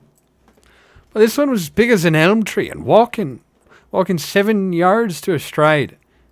If it was an inch. I bet it wasn't an inch. What he saw was an elm tree. As like as not. As like as not. But this one was walking, I tell you. There ain't no elm tree on the North Moors. Then Hal can't have seen one, said Ted. There was some laughing and clapping. The audience seemed to think Ted had scored a point. All the same, said Sam. You can't deny that others besides our half-fast have seen queer folk crossing the Shire. Crossing it, mind you. There are more that have turned back at the borders. The borders have never been so busy before. And I've heard that the elves are moving west. They do say that they're going to harbours. Oh, fuck, I got the two characters backwards. Oh, wait, no, this is the same. And I've heard that the elves are moving west. They do say they are going to the harbours out way beyond the White Towers. Sam waved his arm vaguely. Neither he nor any of them knew how far it was to the sea, past the old towers, beyond the western borders of the Shire. But it was an old tradition that away over there stood the grey havens, from which at times elven ships set sail, never to return. They are sailing over the sea. They are going into the west and leaving us, said Sam, half chanting the words, shaking his head sadly and solemnly. But Ted laughed. Well, that isn't anything now, if you believe the old tales, and I don't see what it matters to me nor you. Let them sail. But I warrant you haven't seen them doing it, nor anyone else in the Shire. Now everyone's Irish. Well, I don't know, said Sam thoughtfully. He believed he had once seen an elf in the woods, and still hoped to see more one day. Of all the legends that he had heard in his early years, such fragments of tales and half-remembered stories about the elves, as the hobbits knew, had always moved him most deeply. There are some, even in these parts, we as know the fair folk and get news of them, he said. There's Mr. Baggins now, that I work for. He told me they were sailing, and he knows a bit about elves. And old Mr. Bilbo knew more. Many's the talk I had with them when I was a little lad. Oh, they're both cracked, said Tam. Leastways, old Bilbo was cracked, and Frodo's cracking. If that's where you get your news from, you'll never want for moonshine. Well, friends, I'm off home. Your good health. He drained his mug and went out noisily. Sam sat silent and said no more. He had a good deal to think about. For one thing, there was a lot to do up in the Bag End garden, and he knew he would have a busy day tomorrow if this weather cleared. The grass was growing fast, but Sam had more on his mind than gardening. After a while, he sighed. He got up and went out. It was early April, and the sky was now clearing after heavy rain. The sun was down, and a cool, pale evening quickly fading into the night. He walked home under the early stars through Hobbiton and up the hill, whistling softly and thoughtfully. It was just at this time that Gandalf reappeared after his long absence. After 3 years after the party had been away. Then he paid Frodo a brief visit. After taking a good look at him, he went off again. During the next year or two, he had turned up fairly often, coming unexpectedly after dusk and going off without warning before sunrise. He would not discuss his own business and journeys, and seemed chiefly interested in small news about Frodo's health and doings. Then suddenly his visits had ceased. It was over 9 years since Frodo had seen or heard of him, and he began to think that the wizard would never return, and had given up all interest in hobbits. But that evening, as Sam was walking home and twilight was fading, there came the once familiar tap on the study window.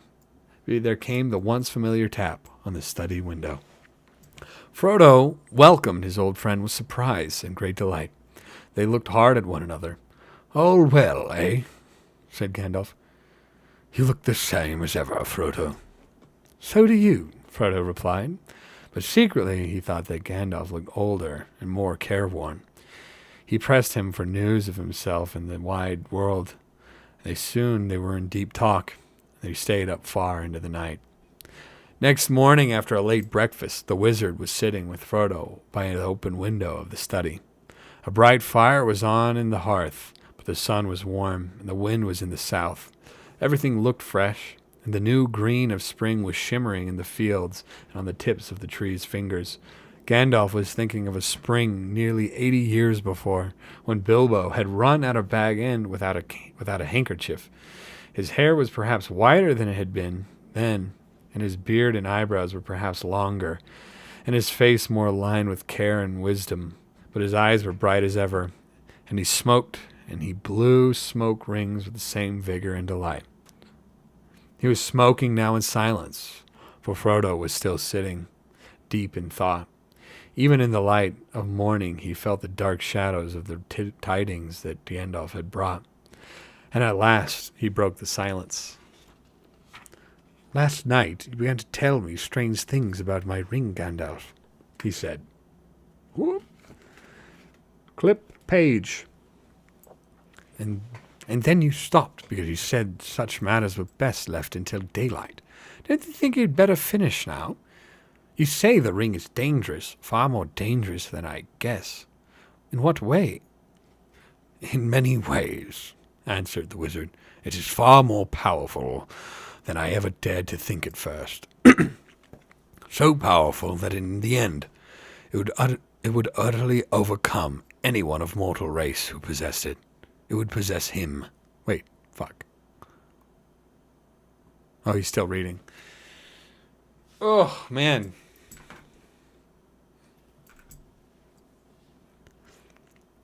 "In Eregion, long ago, many elven rings were made, magic rings, as you call them, and they were, of course, of various kinds, some more potent and some less. The lesser rings were only essays in the craft before it was full grown, and to the elven smiths they were but trifles, yet still, to my mind, dangerous for mortals. But the great rings, the rings of power, they were peerless. A mortal, Frodo, who keeps one of the great rings, does not die, but he does grow or obtain more life. He merely continues, until at last every minute is a weariness. And he often uses the ring of power to make himself invisible. He fades. He becomes in the end invisible permanently, and walks in the twilight in the eye of the dark power that rules the rings. Yes, sooner or later if he is strong, or well-meaning to begin with, but never strength nor good purpose will last.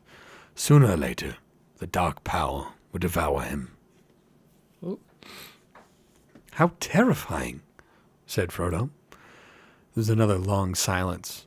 The sound of Sam Gamgee cutting the lawn came in from the garden. "How long have you known this?"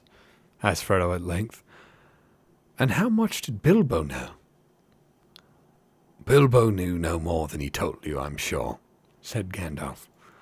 He would certainly never have passed on to you anything that he thought would be a danger, even though I promised to look after you. He thought the ring was very beautiful, and very useful if need. And if anything was wrong or queer, it was himself. He said that it was growing on his mind. He was always worrying about it. But he did not suspect that the ring itself was to blame. Though he had found out that the thing needed looking after, it did not seem always of the same weight or size. It shrank or expanded in an odd way, and might suddenly slip off a finger where it had been tight. Yes, he warned me of that in his last letter, said Frodo. So I have always kept it on its chain. Very wise, said Gandalf. But for its long life, Bilbo never connected it with the ring at all. He took all the credit for that to himself, and he was very proud of it. Though he was getting restless and uneasy, thin and stretched, he said, a sign that the ring was getting control. How long have you known all of this? God. There we go. How long have you known all of this? Asked Frodo again. Known, said Gandalf. I have known much that only the wise know, Frodo. But if you mean known about this ring, well, I still do not know what might say. There is a last test to make, but I no longer doubt my guess. When did I begin? When did I first begin to guess? Oh, that's wrong character. When did I first begin to guess? He mused, searching back in his memory. Let me see. It was in the year of the White Council drove the dark power from Mirkwood, just before the battle of 5 armies, that Bilbo found his ring. A shadow fell on my heart then, though I did not know yet what I feared. I wondered often how Gollum came by a great ring. As plainly as it was, that at least was clear from the first. Then I heard Bilbo's strange story of how he had won it. I could not believe it. When at last I got the truth out of him, I saw at once that he had been trying to put his claim to the ring beyond doubt, much like Gollum with his birthday present. The lies were too much alike for my comfort. Clearly, the ring had an unwholesome power that set to work on its keeper at once. That was the first real warning I had that all was not well. I told Bilbo often that such rings were better left unused, but he resented it, and soon got angry. There was little else I could do. I could not take it from him without doing greater harm. I had no right to do so anyway. I could only search and wait. I might perhaps have consulted Saruman the White, but something always held me back. Who is he? Asked Frodo. I have never heard of him before. Maybe not, answered Gandalf. Hobbits were no concern of his. Yet he is great among the wise. He is the chief of my order, and the head of the council. His knowledge is deep, but his pride has grown with it, and he takes ill any meddling. The lore of the elven rings, great and small, is his province. He has long studied it, seeking the lost secrets of the making. But when the rings were debated in the council, all that he would reveal to us of his ring lore told against my fears. So my doubts slept, but uneasily. Still I watched and I waited. And all seemed well with Bilbo. And the years passed, yes, they passed, and they seemed to not touch him. He showed no signs of age. The shadow fell on me again, but I said to myself, after all, he comes of a long-lived family on his mother's side. There is still time yet. Wait. And I waited until that night when he left this house. He said and did things that filled me with fear that no words of Saruman could allay. I knew at last that something dark and deadly was at work. I've spent most of the years since then in finding out the truth of it. There wasn't any permanent harm. Oh, there wasn't any permanent harm done, was there? Asked Frodo, anxiously. I mean, he would get all right in time, wouldn't he? Be able to rest in peace, I mean. He felt better at once, said Gandalf. But there is only one power in this world that knows all about the rings and their effects. And as far as I know, there is no power in this world that knows all about hobbits. Among the wise, I am the only one that goes in for hobbit lore, an obscure branch of knowledge, but full of surprises, soft as butter as they can be, and yet sometimes as tough as old tree roots. I think it likely that some would resist the rings far longer than most of the wise would believe. I don't think you need to worry about Bilbo. Of course, he possessed the ring for many years, and used it, so it might take him a long while for the influence to wear off, before it was safe for him to see it again, for instance. Otherwise, he might live on for years, quite happily, just stop as he was when he parted with it. For he gave it up in the end of his own accord. An important point. No, I was not troubled about dear Bilbo any more, once he had let the thing go. It is for you that I feel responsible. Ever since Bilbo left, I have been deeply concerned about you, and all of these charming, absurd, helpless hobbits. It would be a grievous blow to the world if the dark power overcame the Shire, if all your kind, jolly, stupid bulgers, hornblowers, boffins, brace-girdles, and the rest, not to mention the ridiculous Bagginses, became enslaved. Frodo shuddered. But why should we? He asked. And why should he want such slaves? To tell you the truth, replied Gandalf, I believe that hitherto, mark you, he has entirely overlooked the existence of hobbits. You should be thankful. Your safety is past. He does not need you, and he has many more useful servants, but he won't forget you again, and hobbits as miserable slaves would please him far more than hobbits, happy and free. There's such a thing as malice and revenge. Revenge, said Frodo. Revenge for what? I don't understand what all this has to do with Bilbo and myself and our ring. It has everything to do with it, said Gandalf. You do not know the real peril yet, but you shall. I was not sure of it myself when I was last here, but the time has come to speak. Give me the ring for a moment. Frodo took it from his breeches pocket, where it was clasped to a chain that hung from a belt. He unfastened it and handed it slowly to the wizard. It felt suddenly very heavy, as if either it or Frodo himself was in some way reluctant for Gandalf to touch it. Gandalf held it up. It looked to be made of pure and solid gold. Oh, fucking hell. Come on. Can you see any markings on it? He asked. No, said Frodo. There are none. It is quite plain, and it never shows a scratch or sign of wear. Well then, look. To Frodo's astonishment and distress, the wizard threw it suddenly into the middle of a glowing corner of the fire. Frodo gave a cry and groped for the tongs, but Gandalf held him back. Wait, he said in a commanding voice, giving Frodo a quick look from under his bristling brows. No apparent change came over the ring.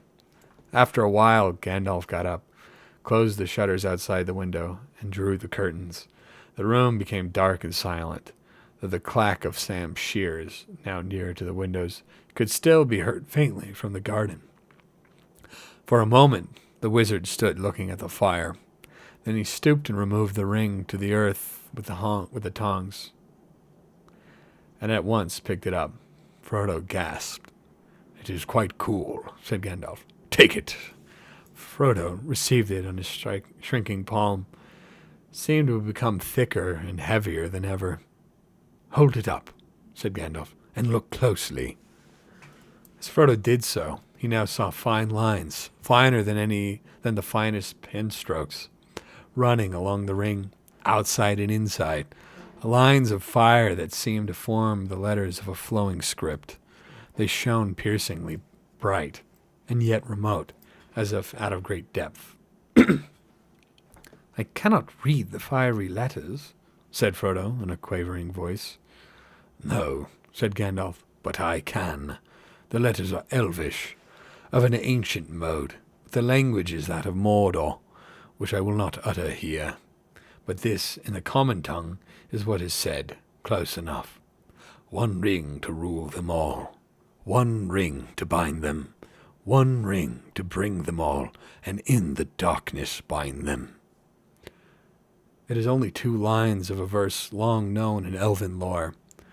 3 rings for the elven kings under the sky, 7 for the dwarf lords in the halls of stone, 9 for mortal men doomed to die, 1 for the Dark Lord on his dark throne. In the land of Mordor, where shadows lie, 1 ring to rule them all, 1 ring to find them, 1 ring to bring them all, and in the darkness bind them.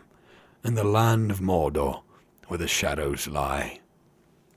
He paused and said slowly in a deep voice, "This is the Master Ring, the one ring to rule them all. This is the one ring that he lost many ages ago. To the great weakening of his power, he greatly desires it, but he must not get it." Frodo sat motionless. Fear seemed to stretch out a vast hand, like a dark cloud rising in the east and looming up to engulf him. "This ring?" he stammered. How on earth did it come to me?" "Ah," said Gandalf, "that is a very long story. The beginnings lie back in the Black Years, which only the lore-masters now remember. If I were to tell you all the tale, we should still be sitting here when spring has passed into winter. But last night I told you of Sauron the Great, the Dark Lord. The rumors that you have heard are true. He has indeed risen again, and left his hold in Mirkwood, and returned to his ancient fastness in the Dark Tower of Mordor. That name even you hobbits have heard of, like a shadow on the borders of old stories. Always after a defeat and a respite, the shadow takes another shape and grows again." "I wish it not have happened in my time," said Frodo. "So do I," said Gandalf, "and so do all who live to see such times. But that is not for them to decide. All we have to decide is what to do with the time that is given us. And already, Frodo, our time is beginning to look bleak. The enemy is fast becoming very strong. His plans are far from ripe. I think, but they are ripening. We shall be hard put to it.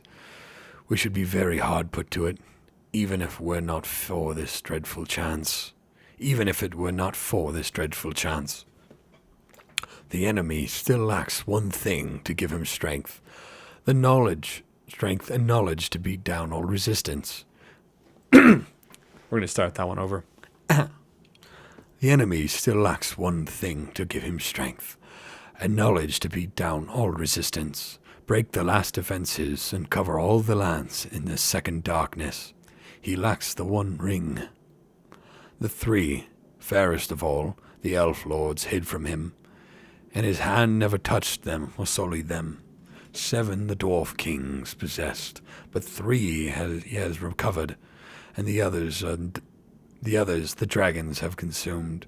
9 he gave to the mortal men, proud and great, and so ensnared them. Long ago they fell under the dominion of the One, and they became ring-wraiths, shadows under his great shadow, his most terrible servants. Long ago, it is many a year since the 9 walked abroad, yet who knows, as the shadow grows once more, they too may walk again. But come, we shall not speak of such things, even in the morning of the Shire. So 'tis now, The nine is gathered to himself, the 7 also, or else they are destroyed. The 3 are hidden still. But that no longer troubles him. He only needs the 1, for he made that ring himself. It is his, and he let a great part of his own former power pass into it, so that he could rule all the others. If he recovers it, then he will command them all again, wherever they be. Even the 3, and all that has ever been wrought with them will be laid bare, and he will be stronger than ever. And this is the dreadful chance, Frodo. He believed that the 1 had perished, that the elves had destroyed it, and that it should have been done. But he knew that it has not perished, and that it has been found. So he is seeking it, and all his thought is bent on it. It is his great hope, and our great fear. Why wasn't it destroyed? Cried Frodo. And how did the enemy ever come to lose it, if it was so strong, and if it was so precious to him? He clutched the ring in his hand, as if he already saw dark fingers stretching out to seize it. It was taken from him, said Gandalf. The strength of the elves to resist him was greater long ago, and not all men were estranged from them. The men of Westerness came to their aid. That is the chapter of ancient history which it might be good to recall, for there was sorrow then too, and gathering dark, but great valor and great deeds that are not wholly vain. One day, perhaps, I will tell you all the tale, or you shall hear it told in full by one who knows it best. But for the moment, since most of all you need to know how this thing came to you, and that will be a tale enough. This is all that I will say. It was Gil-galad, Elven King, and Elendil of Westerness, who overthrew Sauron, though they themselves perished in the deed. And Isildur Elendil's son cut the ring from Sauron's hand, and took it for his own. Then Sauron had vanished, and his spirit fled, and was hidden for long years, till his shadow took shape again in Mirkwood. But the ring was lost. It fell into the great river Anduin, and vanished, for Isildur was marching north along the east banks of the river, and near the Gladden fields. He was waylaid by the orcs of the mountains, and almost all his folk were slain. He leaped into the waters, but the ring slipped from his finger as he swam, and then the orcs saw him and killed him with arrows. Gandalf paused. And there in the dark pools amidst the Gladden fields, he said, the ring passed out of knowledge and legend, and even so much of its history is now only known to a few, and the council of the wise would discover no more. But at last I can carry on the story, I think. Long after, but still very long ago, there lived by the banks of the great river on the edge of Wilderland a clever-handed and quiet-footed little people. I guess they were of hobbit kind, akin to the fathers of the stores, for they loved the river, and often swam in it, and made little boats of reeds. There was amongst them a family of high repute, for it was large and wealthier than most, and it was ruled by a grandmother of the folk, stern and wise in all law, such as they had. The most inquisitive and curious-minded of that family was Smeagol. He was interested in roots and beginnings. He dived into deep pools. He burrowed under trees and growing plants. He tunneled into green mounds. He ceased to look up at the hilltops, or the leaves on trees, or the flowers opening in the air. His head and his eyes were downward. He had a friend called Deagle, a similar sort, sharper-eyed, but not so quick and strong. On a time they took a boat and went down to the Gladden fields. There were great beds of iris and flowering reeds. There Smeagol got out, and went nosing about the banks, but Deagle sat in the boat and fished. Suddenly a great fish took his hook. Before he knew where it was, he dragged out and down into the water to the bottom. Then he let go of his line, for he thought he saw something shining in the riverbed. Holding his breath, he grabbed at it. Then up came Sputtering, with weeds in his hair and a handful of mud. He swam to the bank, and behold, when he washed the mud away, there in his hand lay a beautiful gold ring, and it shone and glittered in the sun, so that his heart was glad. But Smeagol had been watching him from behind a tree, and Deagle gloated over the ring. Smeagol came softly up behind. Give us that, Deagle, my love," said Smeagol over his friend's shoulder. "Why?" said Deagle. Because it is my birthday, my love, and I wants it," said Smeagol. "I don't care," said Deagle. "I have given you a present already, more than I could afford. I found this, and I'm going to keep it." "Oh, you are indeed my love," said Smeagol, and he caught Deagle by the throat and strangled him, because the gold looked so bright and beautiful. Then he put the ring on his finger. No one ever found out what happened of Deagle. He was murdered far from home, and his body was cunningly hidden. But Smeagol returned alone, and he found that none of his family could see him when he was wearing the ring. He was very pleased with his discovery, and he concealed it. He used it to find out secrets, and he put his knowledge to crooked and malicious uses. He became sharp-eyed and keen-eared for all that was hurtful. The ring had given him power according to his stature. It is not to be wondered that he became very unpopular and was shunned, when visible, by all his relations.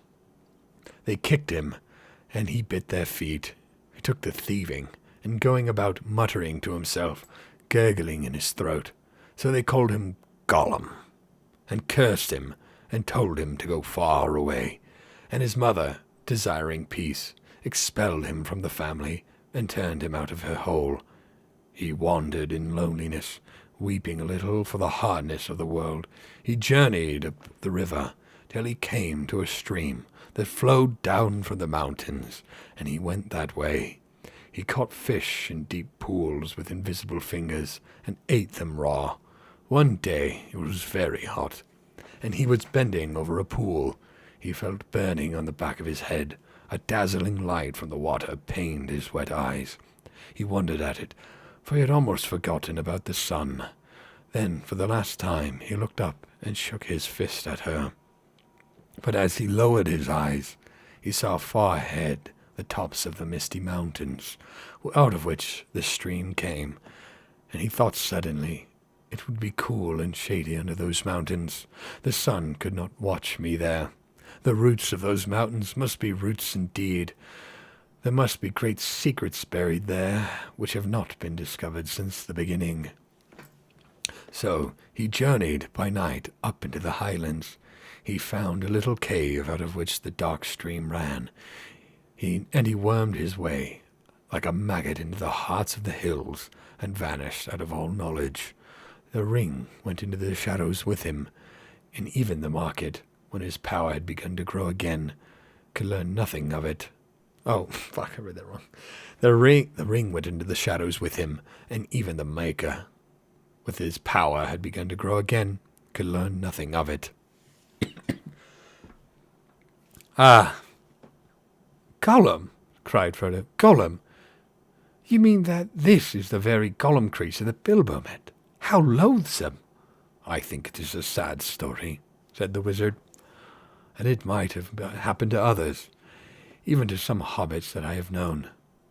I can't believe Gollum was connected with hobbits, however distantly," said Frodo with some heat. "What an abominable notion!" "It is true all the same," replied Gandalf. "About their origins, at any rate, I know more than hobbits do themselves.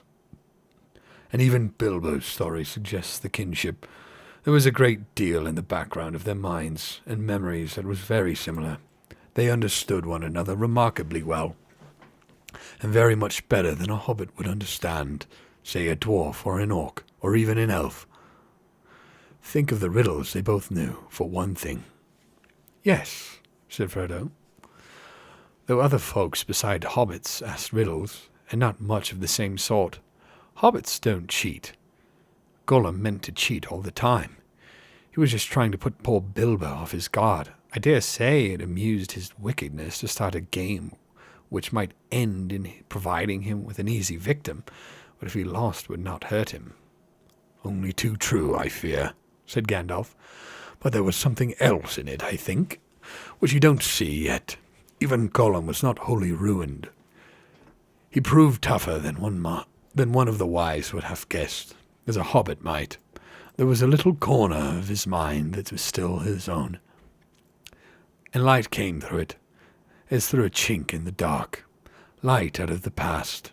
It was actually pleasant, I think, to hear a kindly voice again, bringing up memories of wind and trees and sun on the grass, and such forgotten things.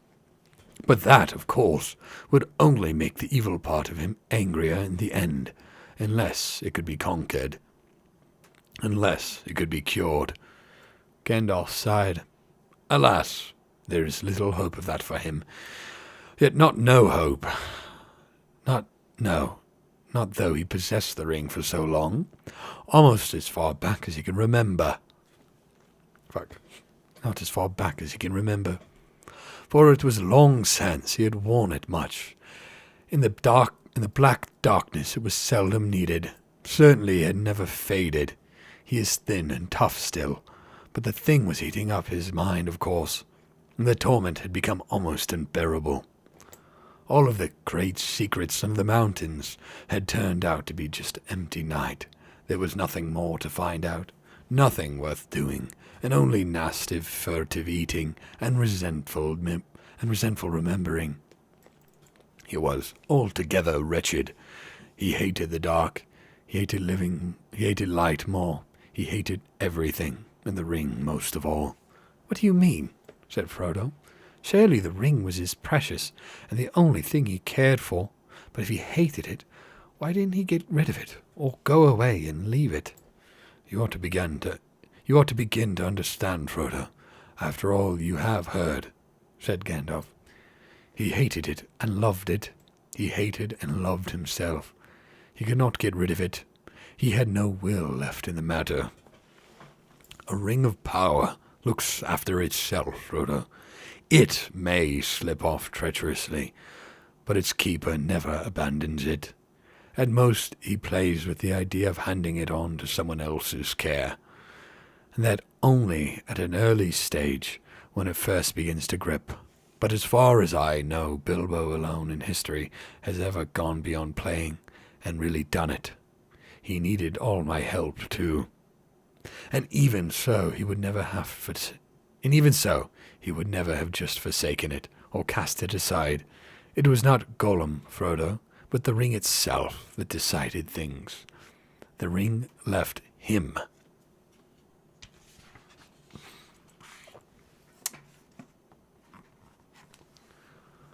What, just in time to meet Bilbo, said Frodo. Wouldn't an orc have suited it better?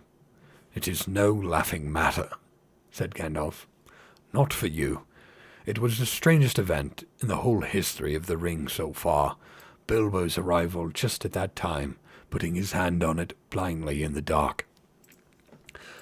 There was more than one power at work, Frodo. The ring was trying to get back to its master. It slipped away from Isildur's hand and betrayed him, and when a chance came, it caught poor Deagle, and he was murdered, and after that Gollum, and it had devoured him.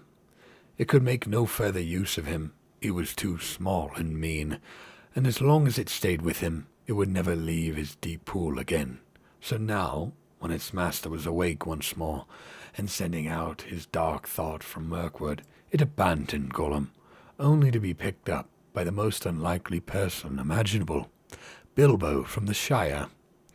Behind that there was something else at work, beyond any design of the ring-maker. I can put it no plainer than by saying that Bilbo was meant to find the ring, and not by its maker. In which case, you are also meant to have it. And that may be an encouraging thought, though I am not sure I am... Oh, shit. And that may be an encouraging thought. It is not, said Frodo, though I am not sure I understand you. But how have you learned all of this about the ring and about Gollum? Do you really know it all? Or are you just guessing still? Gandalf looked at Frodo. His eyes glinted. I know much, and I have learned much, he answered. But I am not going to give an account of all my doings to you. The history of Elendil and Isildur and the One Ring is known to all the wise. Your ring is shown to be that one ring by the fire writing alone, apart from any other evidence. And just when did you discover that? Asked Frodo, interrupting. Just now, in this room, of course, answered the wizard sharply, but I expected to find it. I have come back from dark journeys, and only too clear, making out Gollum's part, and fitting it into the gap in the history required some thought. I may have started with guesses about Gollum, but I am not guessing now. I know, I have seen him. You have seen Gollum? Exclaimed Frodo in amazement. Yes, the obvious thing to do, of course, if one could. I tried long ago, but I have managed it at last. Then what happened after Bilbo escaped him? Do you know that? Not so clearly. What I have told you is what Gollum was willing to tell, though not, of course, in the way I have reported it. Gollum is a liar, and you have to sift through his words. For instance, he called the ring his birthday present. He stuck to that. He said it came from his grandmother, who had lots of beautiful things of that kind. A ridiculous story. I have no doubt that Smeagol's grandmother was a matriarch, a great person in her own way, but to talk of her possessing many elven rings was absurd. As for giving them away, it was a lie, but a lie with a grain of truth. The murder of Deagle haunted Gollum, and he made up a defense, repeating it to his precious over and over again, as he gnawed bones in the dark, till he almost believed it. It was his birthday. Deagle ought to have given the ring to him. It had obviously returned just so as to be a present. It was his birthday present, and so on and on. I endured him as long as I could, but the truth was desperately important, and in the end I had to be harsh. I put the fear of fire on him, and wrung the true story out of him, bit by bit, together with much snivelling and snarling. He thought he was misunderstood and ill-used, but when he at last told me his history, as far as the end of the riddle game and Bilbo's escape, he would not say any more, except in dark hints. Some other fear was on him, greater than mine. He murmured that he was going to get his own back. People would see if he would stand being kicked and driven into an hole and robbed. Gollum had good friends now, good friends, and very strong. They would help him. Baggins would pay for it. That was his chief thought. He hated Bilbo and cursed his name. What's more, he knew where he came from. Ooh. But how did he find out that name? Asked Frodo. Well, as for the name, Bilbo very foolishly told Gollum himself, and after that it would not be difficult to discover his country once Gollum came out. Oh yes, he came out. His longing for the ring proved stronger than his fear of the orcs, or even the light. After a year or two, he left the mountains. As you see, though still bound by the desire of it, the ring was no longer devouring him. He began to revive a little. He felt old, terribly old, yet less timid, and he was mortally hungry. Light, the light of sun and moon, he still feared and hated, and he always will, I think, but he was cunning. He found he could hide from the daylight and moonshine, and make his way swiftly and softly by dead of night with his pale, cold eyes, and catch small, frightened, or unwary things. He grew stronger and bolder with new food and new air. He found his way into Mirkwood, as one would expect. Is that where you found him? Asked Frodo. I saw him there, answered Gandalf. But before he had wandered far following Bilbo's trail. It was difficult to learn anything from him for certain, for his talk was constantly interrupted by curses and threats. What had it got in its pockets, he said.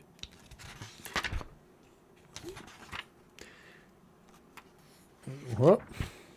It wouldn't say. No, precious little cheat. Not a fair question. It cheated first, it did. It broke the rules. We ought to have it squeezed. Yes, precious. And we will, precious. That is a sample of his talk. I don't suppose you want any more. I had weary days of it.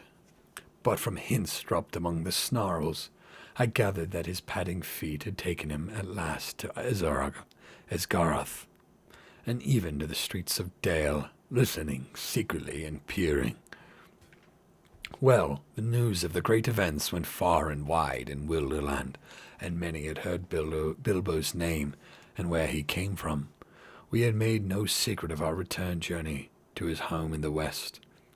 Gollum's sharp ears would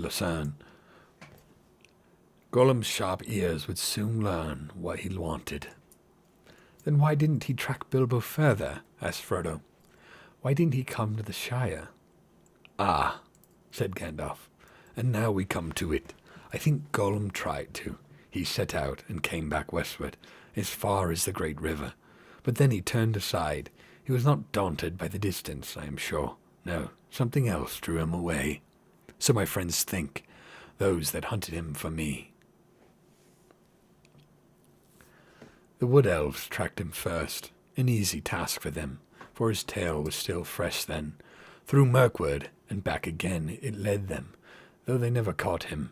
The wood was full of the rumour of him, dreadful tales even among beasts and birds.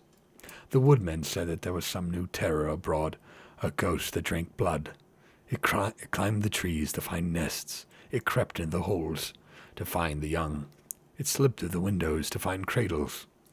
But at the western edge of Mirkwood, the trail turned away. It wandered off southwards and passed out of the wood elves' ken and was lost. And then I made a great mistake. Yes, Frodo, not the first, though I fear may prove the worst. I let the matter be. I let him go, for I had much else to think of at the time, and I still trusted the lore of Saruman. Ooh, fuck. Oh.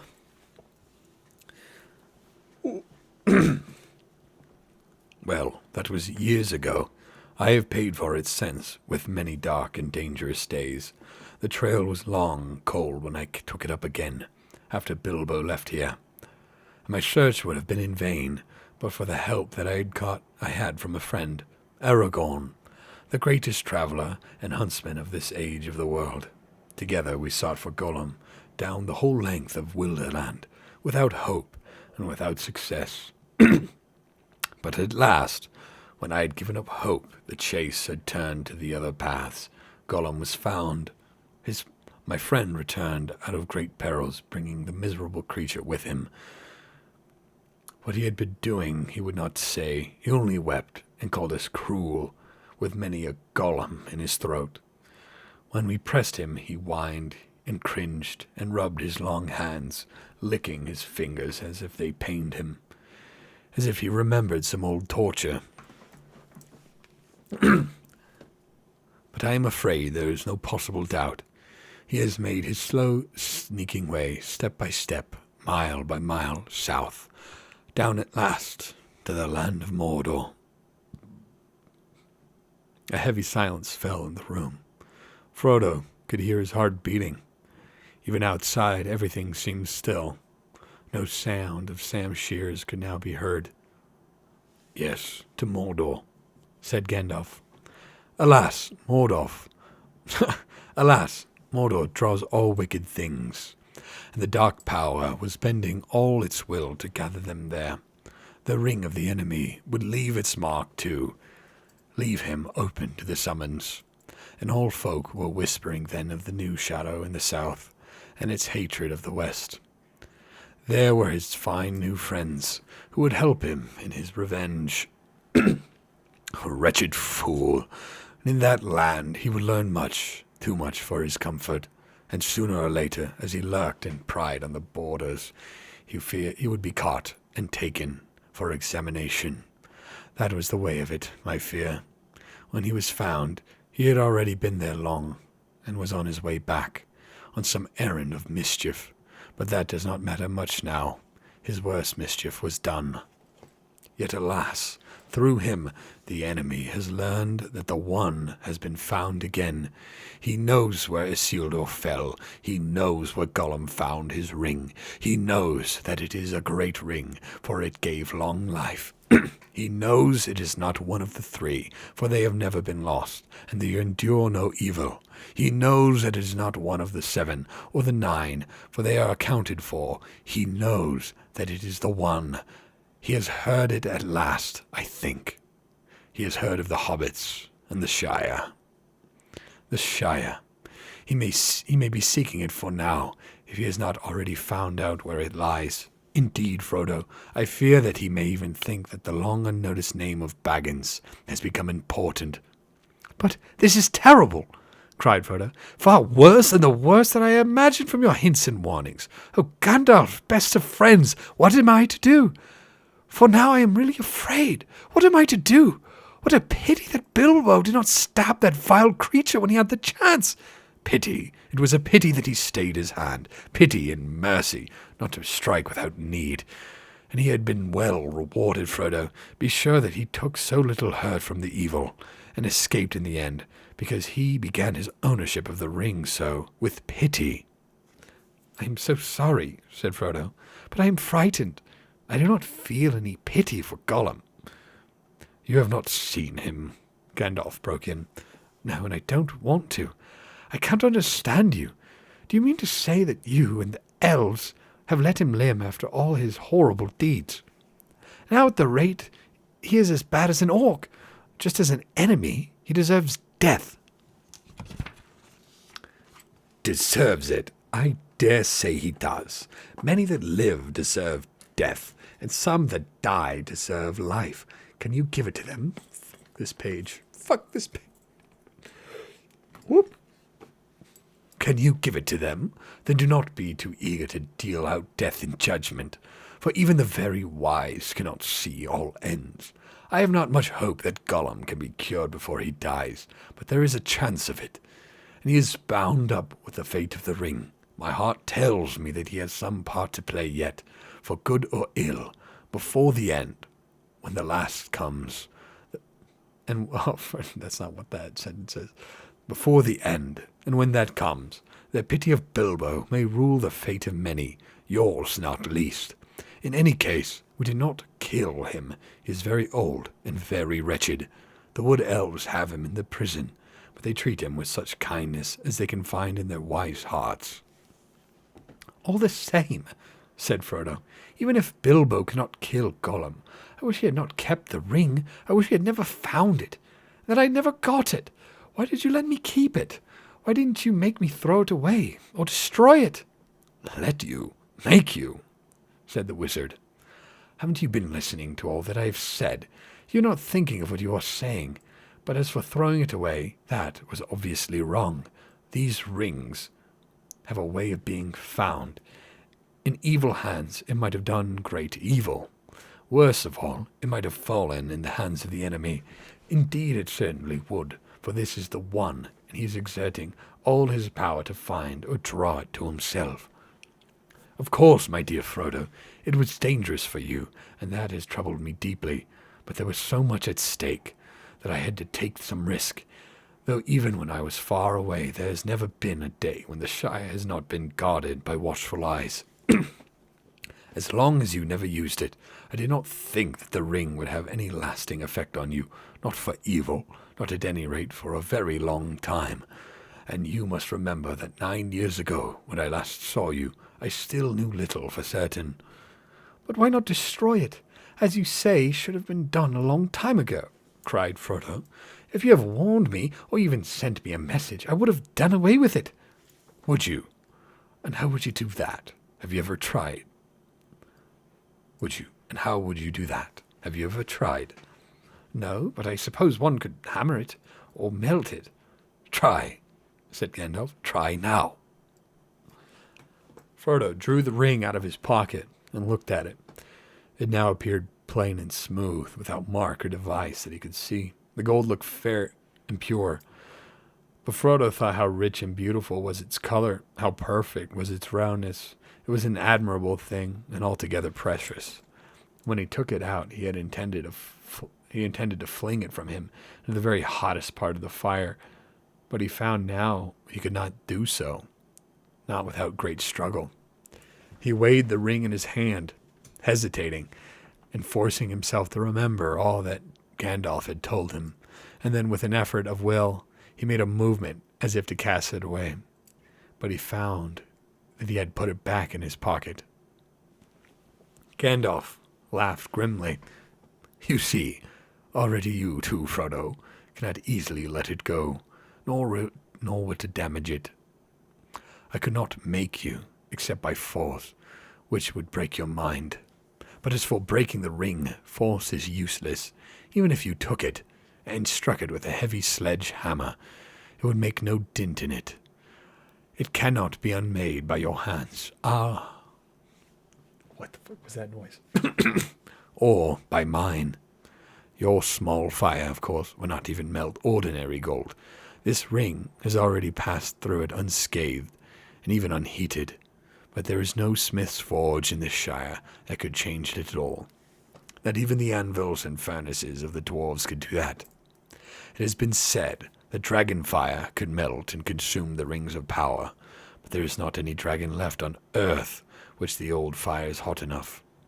Nor there ever were any dragon, not even Ancalagon the Black, who could have harmed the One Ring, the ruling ring, for that was made by Sauron himself. There is only one way to find the cracks of doom and the depths of Orodruin, the fiery mountain, the depths of Orodruin, the fiery mountain, and cast the ring in there. If you really wish to destroy it, to put it beyond the grasp of the enemy forever. I do really wish to destroy it, cried Frodo. Oh, well, to have it destroyed. I am not made for perilous quests. I wish I had never seen the ring. Why did it come to me? Why was I chosen? Such questions cannot be answered, said Gandalf. You may be sure that it is not for any merit that others do not possess, not for power or wisdom at any rate. But you have been chosen, and you must therefore use such strength and heart and wits as you have.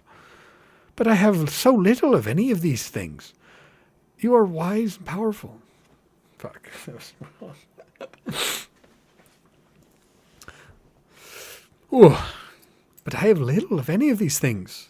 You are wise and powerful. Will you not take the ring? No, cried Gandalf, springing to his feet. With that power, I should have power too great and terrible. And over me, the ring would gain a power still greater and more deadly. His eyes flashed, and his face was lit by a fire within. Do not tempt me, for I do not wish to become like the Dark Lord himself.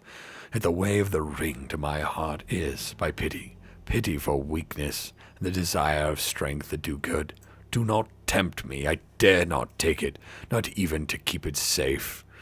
Unused, the wish to wield it would be too great for my strength. I shall have such need of it. Great perils lie before me. He went to the window and drew aside the curtains and the shutters. Sunlight streamed back again into the room. Sam passed along the path outside window, whistling. And now, said the wizard, turning back to Frodo, the decision lies with you, but I will always help you. He laid a hand on Frodo's shoulder. I will help you bear this burden, as long as it is yours to bear. But we must do something soon. The enemy is moving. There was a long silence. Gandalf sat down again, puffed at his pipe, as if lost in thought.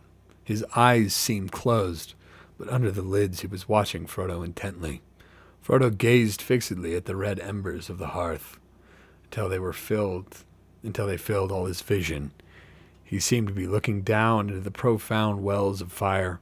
He was thinking of the fabled cracks of doom and the terror of the fiery mountain. "Well," said Gandalf at last, "what were you thinking about? Have you decided what to do?" "No," answered Frodo, coming back to himself out of darkness, and finding to his surprise that it was not dark, and that out of the window he could still see the sunlit garden. "Oh, perhaps yes. As far as I understand what you have said, I suppose I must keep the ring and guard it, at least for the present, whatever it may do to me."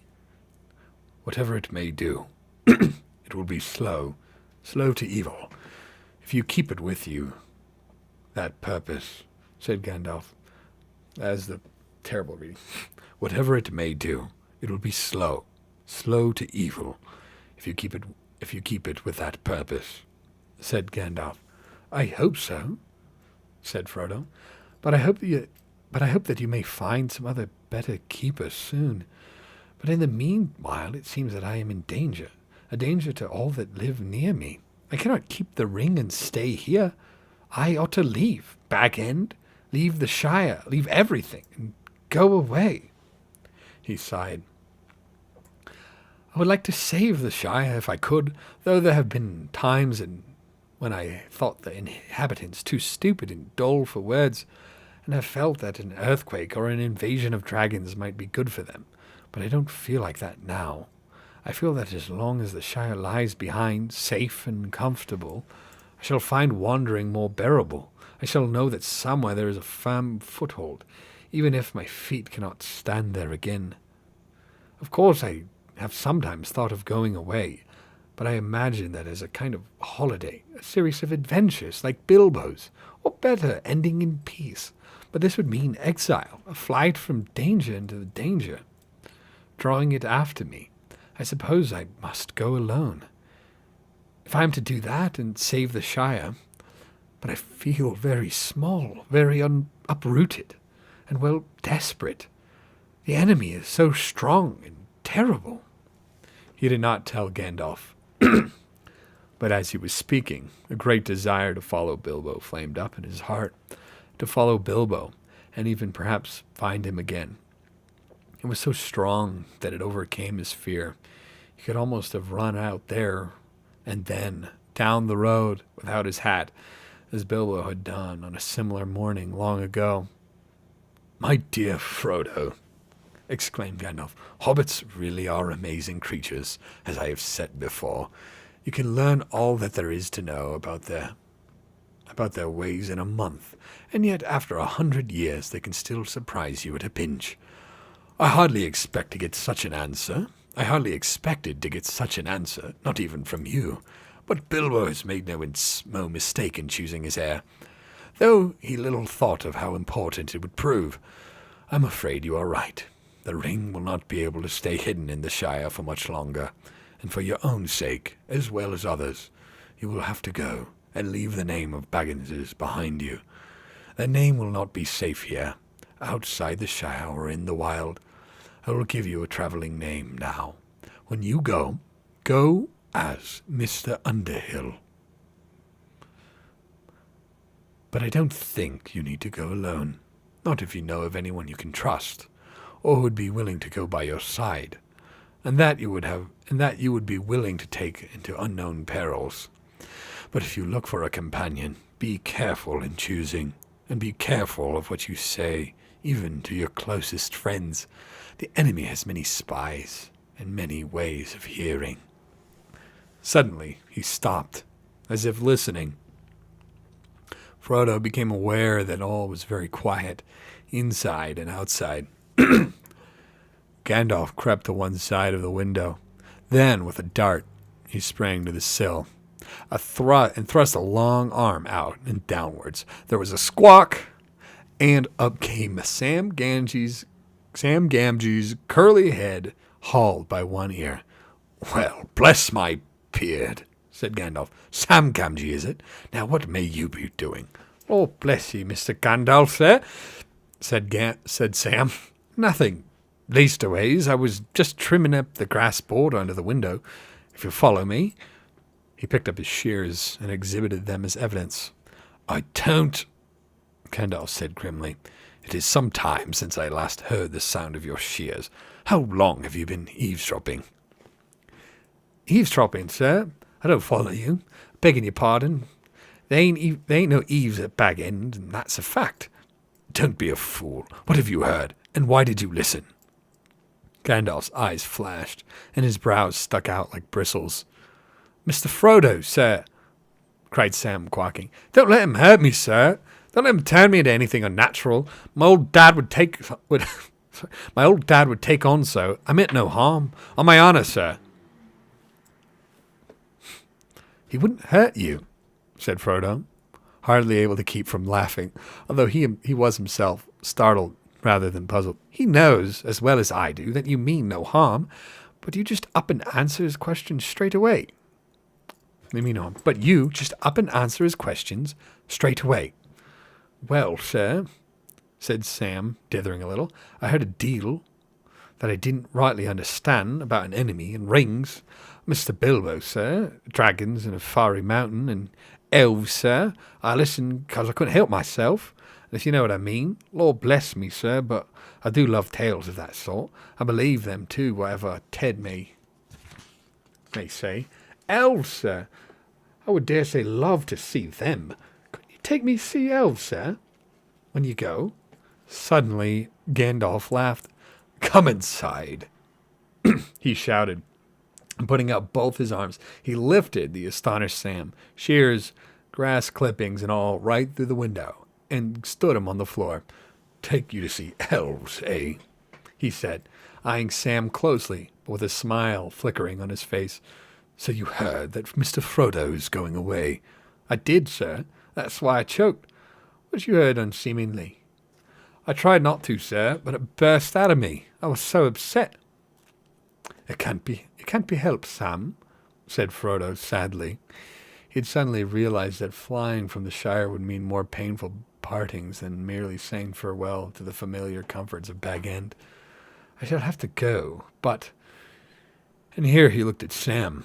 "If you really care about me, will you keep that dead secret, see? If you don't, if you even breathe a word of what you've heard here, then I hope Gandalf will turn you into a spotted toad, fill the garden full of grass snakes."